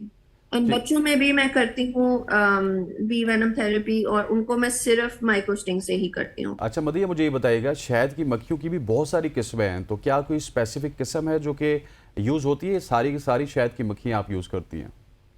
आई एम श्योर कि सारियों में शिफा है, लेकिन जो मैं यूज कर रही हूँ वो यूरोपियन हनी बी है, क्योंकि सारी रिसर्च जो अवेलेबल है वो यूरोपियन हनी बी के ऊपर है। और ये मक्खियाँ आपने स्टोर की हुई हैं कहीं? जी मेरे पास होती हैं, मेरे जो क्लिनिक के बाहर मैंने रखी हुई है डब्बों में। और ये आपको कुछ नहीं कहती? ये it's part of beekeeping, और ये कि कभी कभार मुझे भी स्टिंग्स हो जाते हैं, but that's I welcome them. That must be pretty normal for you. जी। अच्छा, तो पाकिस्तान में इस ट्रीटमेंट का, सॉरी मैं नाम भूल गई, what is it particularly called? It's called apitherapy. Apis is Latin for bee, तो बी थेरेपी बेसिकली, और उसके अंदर एक स्पेशलाइजेशन है कॉल्ड वेनम थेरेपी। तो I am both an apitherapist and a bee venom therapist. और पाकिस्तान में इस पे काम हो रहा है, इसको मजीद फरोग देने के लिए? मेरा जहां तक नॉलेज है, मैं only certified bee venom therapist हूँ in Pakistan. Oh that's very nice, we are proud of you then. That's good. अच्छा मुझे मदिया ये भी बताइएगा कि इससे पहले भी हम एक सेगमेंट कर रहे थे, पाकिस्तान में कोई भी इस तरह की तहकीक स्टार्ट होती है, नई बीमारी की क्योर मिलती है, तो ज़्यादातर लोग उसको वेलकम नहीं करते। तो आपको पेशेंट्स की जानिब से बहुत सारे सवालात भी मेरे ख्याल है मिलते होंगे, उनके जवाबात भी आपको देने पड़ेंगे, लेकिन कितने ज़्यादा लोग आपकी तरफ अब अट्रैक्ट हो रहे हैं इस थेरेपी के लिए? तो यूजुअली क्या होता है कि मैंने वैसे अपनी मार्केटिंग कोई खास की नहीं है, और मैंने अपने फ्रेंड्स और फैमिली से शुरू किया था, और वो जैसे जैसे ठीक होते गए उन्होंने बाकी अपने फ्रेंड्स फैमिली को बताते गए। तो मेरा यूजुअली जो 90% ऑफ द पेशेंट्स हैं वो recommended by other of my patients हैं, तो वो मेरे एक साइकिल चलता जाता है, कोई ठीक होता जाता है वो 10 लोगों को आगे बताता है, और वो फिर 10 लोग और आगे बताते हैं एज दे गेट बेटर। तो मैं किसी को कन्विंस करने की कोशिश भी नहीं करती हूँ। रिसर्च और सारी चीजें अवेलेबल हैं ऑनलाइन, एंड यूजुअली जिसको कोई ये चीज नई या अजीब लगती है और वो रिसर्च करता है, वो जरूर इस तरफ आता है, क्योंकि हर तकरीबन बीमारी का छोटी छोटी रिसर्चेस अवेलेबल है कि बी वेनम थेरेपी कितनी अमेजिंग है उस चीज। सही। अच्छा मैं मदिया बायोलॉजिकली थोड़ा अंडरस्टैंड करना चाह रही हूँ। आपने कहा था कि जब ये स्टिंग करता है तो सेल मेम्ब्रेन को टारगेट करता है ऑफ द अबनॉर्मल सेल्स, जो कैंसर सेल्स हैं, ट्यूमर के केस में पर्टिकुलरली पूछ रही हूँ। तो जब ये टारगेट करता है तो क्या वो फ्लूइड सेल के अंदर जो होता है वो बाहर आ जाता है, वो उसको वहीं पर टारगेट कर देते हैं, या फिर उसके बाद कीमोथेरेपी के जरिए जाके वो कंप्लीटली डिस्ट्रॉय होता है वो जो अबनॉर्मल सेल होता है? तो मेरे पास मल्टीपल फर्क पेशेंट्स आए हैं जिन्होंने कीमो भी साथ साथ की है, और कुछ लोगों ने जिन्होंने नहीं की। तो बोथ केसेस में ट्रीटमेंट सक्सेसफुल रही है। आई कांट से कि one is better than the other. I personally prefer कि ऑल नेचुरल किया जाए, but I never stop anyone कि वो कीमो करें। अच्छा, कोई वो सेल मतलब में ये 100% सक्सेस यहीं पे भी दे सकता है आपको, कीमो की शायद जरूरत ना भी पड़े? कीमो की जरूरत। अरे वाह। अच्छा मदिया एक मिनट, हमारे पास एक कॉलर मौजूद है, Yaya all the way from Karachi. Yaya, आपको सबसे पहले वेलकम करते हैं, क्या सवाल है आपका? Thank you so much. I am the regular collar for many show. पहली दफा आपकी शो में कॉल कर रहा हूँ, लेकिन बहुत इंफॉर्मेटिव शो है और मेरे लिए बड़ी नई बात ये मैंने सुनी है। मदिया को बहुत सलाम हो। देखिए मैं कहता हूँ कि कीमोथेरेपी जो उसका प्रॉब्लम ये है कि उसके साइड इफेक्ट्स बहुत हैं। मुझे ये नजर आ रहा है कि इसके साइड इफेक्ट्स नहीं होंगे। इस पे क्या रिसर्च हो रही है और मजीद ये क्या चाहती है गवर्नमेंट इस सिलसिले में क्या करे, ये मेरा सवाल। दूसरा सवाल ये कि देखिए इससे मेरा सवाल ये कि जहां बी का सवाल आता है तो फिर यहाँ शहद का भी आता है। शहद कुछ बहुत बड़ा हीलिंग एजेंट है, तो कुछ इस बारे में बताइए, क्योंकि वो कहीं बहुत सारे ऐसे बोन्स के लिए इलाज में भी काम आता है। क्या इस पे भी आप काम कर रही हैं? ठीक हो गया, बहुत शुक्रिया फॉर कॉलिंग। जी मदिया बताइएगा। मुझे थोड़ी सी समझ नहीं आई। अच्छा, एक इन्होंने तो उनका पूछा ये था है कि साइड इफेक्ट्स क्या है। हाँ, साइड इफेक्ट्स हैं, इसके गवर्नमेंट कोई क्या side कर रही effects है, हैं? एक सवाल तो ये है। ओके, साइड इफेक्ट्स मैं बता देती हूँ। रेडनेस, स्वेलिंग, इचिंग, ये कम्प्लीटली नॉर्मल है after all bee sting normal है। Side effects These are the normal side effects. मतलब I won't even consider it a side effect. Bee sting है तो redness, itching, swelling तो साथ साथ है। Usually मैं अगर किसी को थोड़ी ज्यादा हो जाती है, I recommend कि एक mild antihistamine ले ले, कोई प्रॉब्लम नहीं होती है। There is a slight risk of anaphylaxis, जिसमें आपने सुना होगा जैसे किसी को पीनट एलर्जीज होती हैं तो उनका गला बंद हो सकता है। इसी तरह बी वेनम में it's a very very rare possibility, like 0.001% or something like that, कि anaphylaxis हो। उस के लिए मैंने एपीपेन हाथ में रखा होता है, it's always by my hand. और एंटीहिस्टामिन्स भी मेरे पास होती हैं और होम्योपैथिक एंटीडोट भी मेरे पास पड़ा होता है। अच्छा, वो एंटीडोट भी पड़ा होता है आपके पास, ठीक। डूइंग दिस 9 years और आज तक मुझे एपीपेन कभी इस्तेमाल नहीं करना पड़ा। और जो मेरा टीचर है पोर्चुगल में, वो 33 years से कर रहे थे जब मैं उनके पास गई, और उनको भी कभी एपीपेन की जरूरत नहीं पड़ी। तो वो इतना ज्यादा रेयर है, वेरी वेरी रेयर, मोर रेयर देन पीनट एलर्जीज। अच्छा, और दूसरा सवाल ये था कि गवर्नमेंट इस हवाले से कोई सीरियसनेस का इजहार कर रही है? उसका वो आंसर पहले कर चुकी है, वैसे हमने पूछा। There is no against bee venom, and US में भी ऐसे ही, there is no law for और against. There are some countries जो बी वेनम को अलाउ करती हैं और there are some countries जो डिसअलाउ करती हैं। ठीक। अच्छा मदिया, उन्होंने एक और सवाल भी पूछा था कि शहद इटसेल्फ भी बहुत बड़ा हीलिंग एजेंट है। आई थिंक उन्होंने हड्डियों का जिक्र किया था या क्या, कि उसके लिए भी आप कुछ कर रही हैं कि मजीद बीमारियों को भी ट्रीट किया जा सके शहद का इस्तेमाल करते हुए? आई होप सो कि मैंने उनके क्वेश्चन को ठीक ही बताया। शहद is an amazing tool for health. अगर आप सुबह 1 चमची निहार मुंह हनी खाने लग जाएं तो आपके आधे इश्यूज हेल्थ के रिजॉल्व हो जाएंगे 100%। जिन ने हनी जो सुबह को लेते हैं वो बीमार नहीं होते। वो तो है। उन्होंने पूछा था कि आप इस पे कुछ काम कर रही हैं शहद को लेकर भी? हाँ, तो मैं मेरा अपना शहद भी होता है और मैं सेल भी करती हूँ। ओके जी, मैं very involve with Honey making also. That's all is very new Madiha, और बहुत इंटरेस्टिंग टॉपिक था। एक और कॉलर भी है हमारे साथ, जल्दी से बताइएगा। ये मैंने एक्चुअली टीवी भी ऑन किया है, शायद उन्होंने पहले बताया भी हो। एक तो ये कहाँ टेस्ट करती हैं, दूसरा ये कहाँ इसकी जनरली प्राइस कॉस्ट क्या होती है इसकी इलाज की, और लेट्स से अगर किसी को आर्थराइटिस है तो उसमें कितना टाइम लगेगा? जी साद बताइएगा। मदीहा साहिबा बताइएगा साद के सवाल का जवाब प्लीज। उन्होंने सवाल ये किया आपसे कि आपका ये थेरेपी सेशन किस शहर में होता है, और इसी रिलेटेड एक और सवाल था कि वो किस तरह आपसे कांटेक्ट कर सकते हैं, समथिंग लाइक दैट। जी, मैं लाहौर में होती हूँ और मेरा जो व्हाट्सएप है बिजनेस नंबर वो है 03322532253, तो उस पर कांटेक्ट कर सकते हैं। और मैं रिपीट करना चाहूंगी, अगर कोई मदीहा को कांटेक्ट करना चाहता है, हर नंबर 033, मदीहा बताइएगा ठीक नंबर बोला, 0332253 और ब्लू बीपी के बोथ फेसबुक और इंस्टाग्राम पे मैं हूँ। ओके, वहाँ भी मैसेज। ठीक हो गया ये आपको कांटेक्ट। इस वक्त हमारे पास एक और कॉलर मौजूद है, नदीम कुरैशी जी। कुरैशी साहब पूछिएगा, क्या सवाल है आपका? मुजफ्फराबाद। अस्सलाम वालेकुम रहमतुल्लाह। वालेकुम सलाम।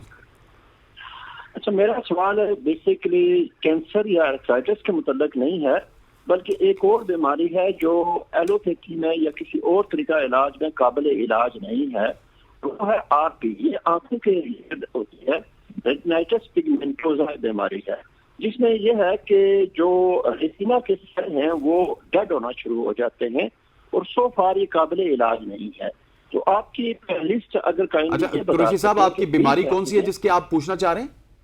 ये रेटिनाइटिस पिगमेंटोसा बीमारी का नाम है, आरपी। ये आंखों के रिलेटेड बीमारी है जिसमें आंखों के सेल हैं वो डेड होना शुरू हो जाते हैं, और सो फार इसकी कोई ट्रीटमेंट किसी भी। ठीक हो गया नदीम साहब, आपका सवाल आ गया। आप मदिया से इसका जवाब ले लेते हैं। मदिया, आंखों की जो बीमारी है उसमें आंखों के सेल्स कमजोर होना शुरू हो जाते हैं, वो डेड होना शुरू हो जाते हैं। से वो कहते हैं कि इसका कोई क्योर नहीं है, तो क्या इस हवाले से भी आपने कोई आपकी रिसर्च में शामिल है कि आंखों के हवाले से भी मुफीद है?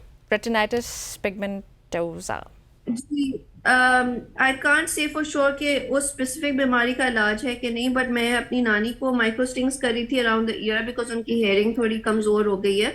तो मैंने ये नोट किया कि 3 दिन के बाद वो अपनी कुर्सी पे बैठी हुई थी और वो कुर्सी से अपनी ड्रेसिंग टेबल की तरफ देख रही थी तो मुझे बोलती हैं कि मुझे ना अपनी शक्ल नजर आने लग गई है। तो पहले उनके लिए वो थोड़ा मुश्किल होता था, बट वो थोड़ा देख देख कर, मतलब बी स्टिंग्स कर करके, माइक्रो स्टिंग्स करके वो उनकी नजर बेहतर हो गई थी। तो I can't really say for sure, मतलब ये कि आपकी आई साइट को इम्प्रूव कर सकता है, at least that you can guarantee. ये 3-4 डेज में हुआ है मेरे सामने, तो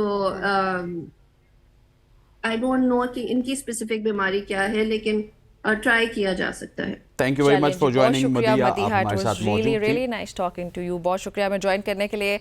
और नाज़रीन, ये थी हमारी आज की सबकी सोच। आई होप सो कि आप सबको पसंद आई होगी। नहीं, अभी ब्रेक लेना है, अभी ब्रेक लेना है, आप बहुत जल्दी कर रही हैं, यहाँ पर वक्त बहुत जाता है। एक शॉर्ट सी कमर्शियल ब्रेक का ब्रेक लेते हैं, वापस आते हैं।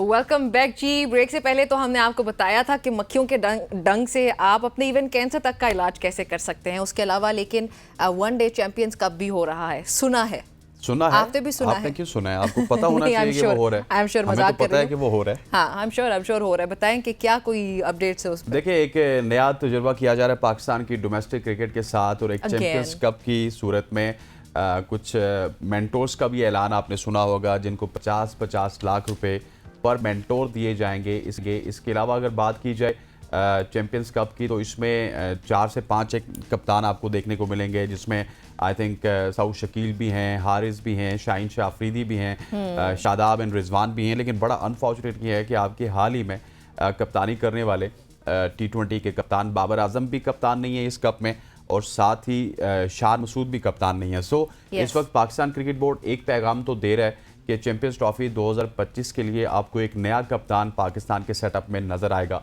लेकिन जिस तरह का ये कप है, एक बात मुझे करनी पड़ेगी, उसके बाद इसकी तरफ आते हैं कि फैसलाबाद में क्रेज़ है इस वक्त क्रिकेट का।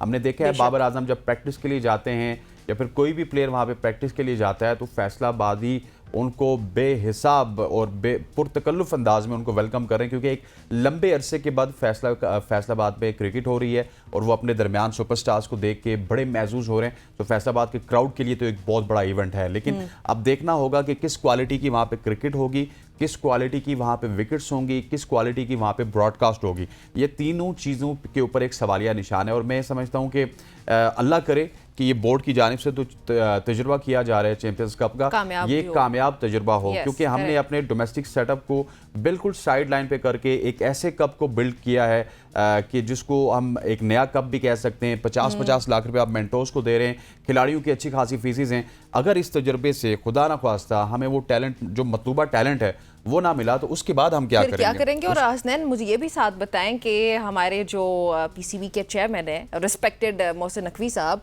वो बड़ी सर्जरी का जो उन्होंने तस्करा किया था, क्या ये उसी सर्जरी का हिस्सा है? और साथ ही मुझे ये भी बताएं कि मैंने सुना है, पढ़ा है, देखा है कि मोहसिन नकवी साहब ये कह रहे हैं कि चैंपियंस ट्रॉफी पे उससे मुतालिक जो उसकी मेज़बानी पाकिस्तान करेगा उस पर कोई इंडिया को एतराज़ नहीं है, और अगर आईसीसी के चेयरमैन लग जाते हैं जय शाह साहब, तो उस पर भी उनको कोई एतराज़ नहीं होगा। तस्दीक कीजिएगा प्लीज़ इस बात की। देखिए, चेयरमैन तो आईसीसी के जय शाह तकरीबन 2-3 हफ्तों से लग चुके हैं, हाँ, और उसमें उनको कोई एतराज़ नहीं है, मोहसिन नकवी साहब ने वोट दिया था। लेकिन मैं आपको एक और खबर देता चलूँ, क्योंकि हम अभी वनडे कप की बात कर रहे हैं, तो फैसलाबाद की जो ग्राउंड की सूरत हाल है, जो ड्रेसिंग रूम की सूरत हाल है, और जो वहाँ की एनवायरनमेंट की सूरत हाल है, उसको आपके पाकिस्तानी जो प्लेयर्स हैं वो वहाँ पे बहुत ज़्यादा नाखुश हैं। वहाँ की जो फैसिलिटीज़ हैं वो ना होने के काबिल हैं। और जिस तरह आपने मोहसिन नकवी के सवाल के ऊपर अब आ जाते हैं कि आपने उनका सवाल किया कि वो सर्जरी की बात कर रहे थे। सर्जरी तो देखें, मैं तो यहाँ पे भी इस प्लेटफॉर्म पे भी बैठ के कहूँगा कि सर्जरी मोहसिन नकवी साहब की होनी चाहिए, प्लेयर्स की नहीं होनी चाहिए, क्योंकि जब से वो आए रातों रात कप्तान चेंज कर रहे हैं, रातों रात मैनेजमेंट चेंज कर रहे हैं। कभी एक बंदा उनके राइट साइड साइड पे होता है,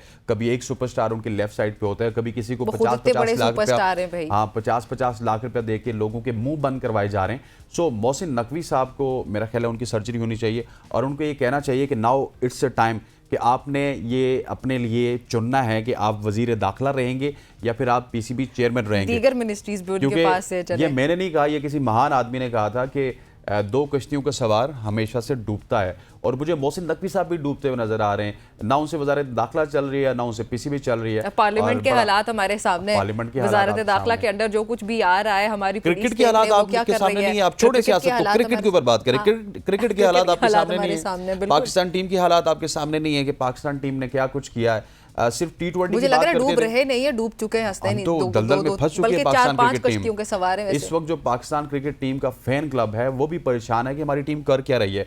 हम अपने आप को ना T20 की टीम समझते थे, T20 में हमें अमेरिका ने मार दिया। हम अपने आप को T20 की टीम समझते थे, T20 में हमने आयरलैंड हम कहते हैं हमारी बॉलिंग बहुत अच्छी है और बॉलिंग हम लोगों का जो अटैक था वो सबसे ज्यादा कमजोर निकला जाके। हम टेस्ट में अपने आप को ये समझते थे कि ठीक है हम इंग्लैंड से हार जाते हैं, ऑस्ट्रेलिया से हार जाते हैं, इवन इंडिया से तो हमने कई सालों से टेस्ट नहीं खेला, तो हम बांग्लादेश को, जिम्बाब्वे को टफ टाइम दे सकते हैं।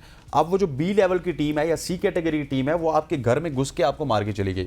सो ये तो आपकी क्रिकेट का हाल है। अभी आप जो चैंपियंस ट्रॉफी के लिए बहुत बड़े बड़े दावे देख रही हैं, ग्राउंड्स हमारे बन चुके हैं, 50-50 लाख रुपये हम मेंटोर्स को दे रहे हैं, खर्चे हो रहे हैं, कप हो रहा है। आप अगर ये टीम चैंपियंस ट्रॉफी 2025 में लेके गए तो रिजल्ट्स T20 वर्ल्ड कप से ज़्यादा बदतर होंगे। ये मैं अभी आपको बता रहा हूँ, मेरा क्लिप सेव कर लीजिएगा कि ये टीम खेलने के काबिल नहीं है।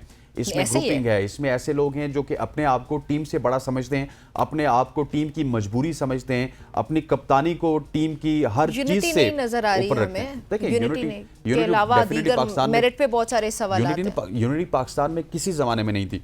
यूनिटी पाकिस्तान में थी सिर्फ 2019 से लेके 2022-23 तक जब बाबर आजम कप्तान थे, और ये टीम यूनिटी में खेलती थी। इस टीम में कोई कैपेबिलिटी नहीं है। हम वो कहते हैं ना कि वसीम अकरम हो गए या वकार यूनुस हो गए, वो सियासत करते थे।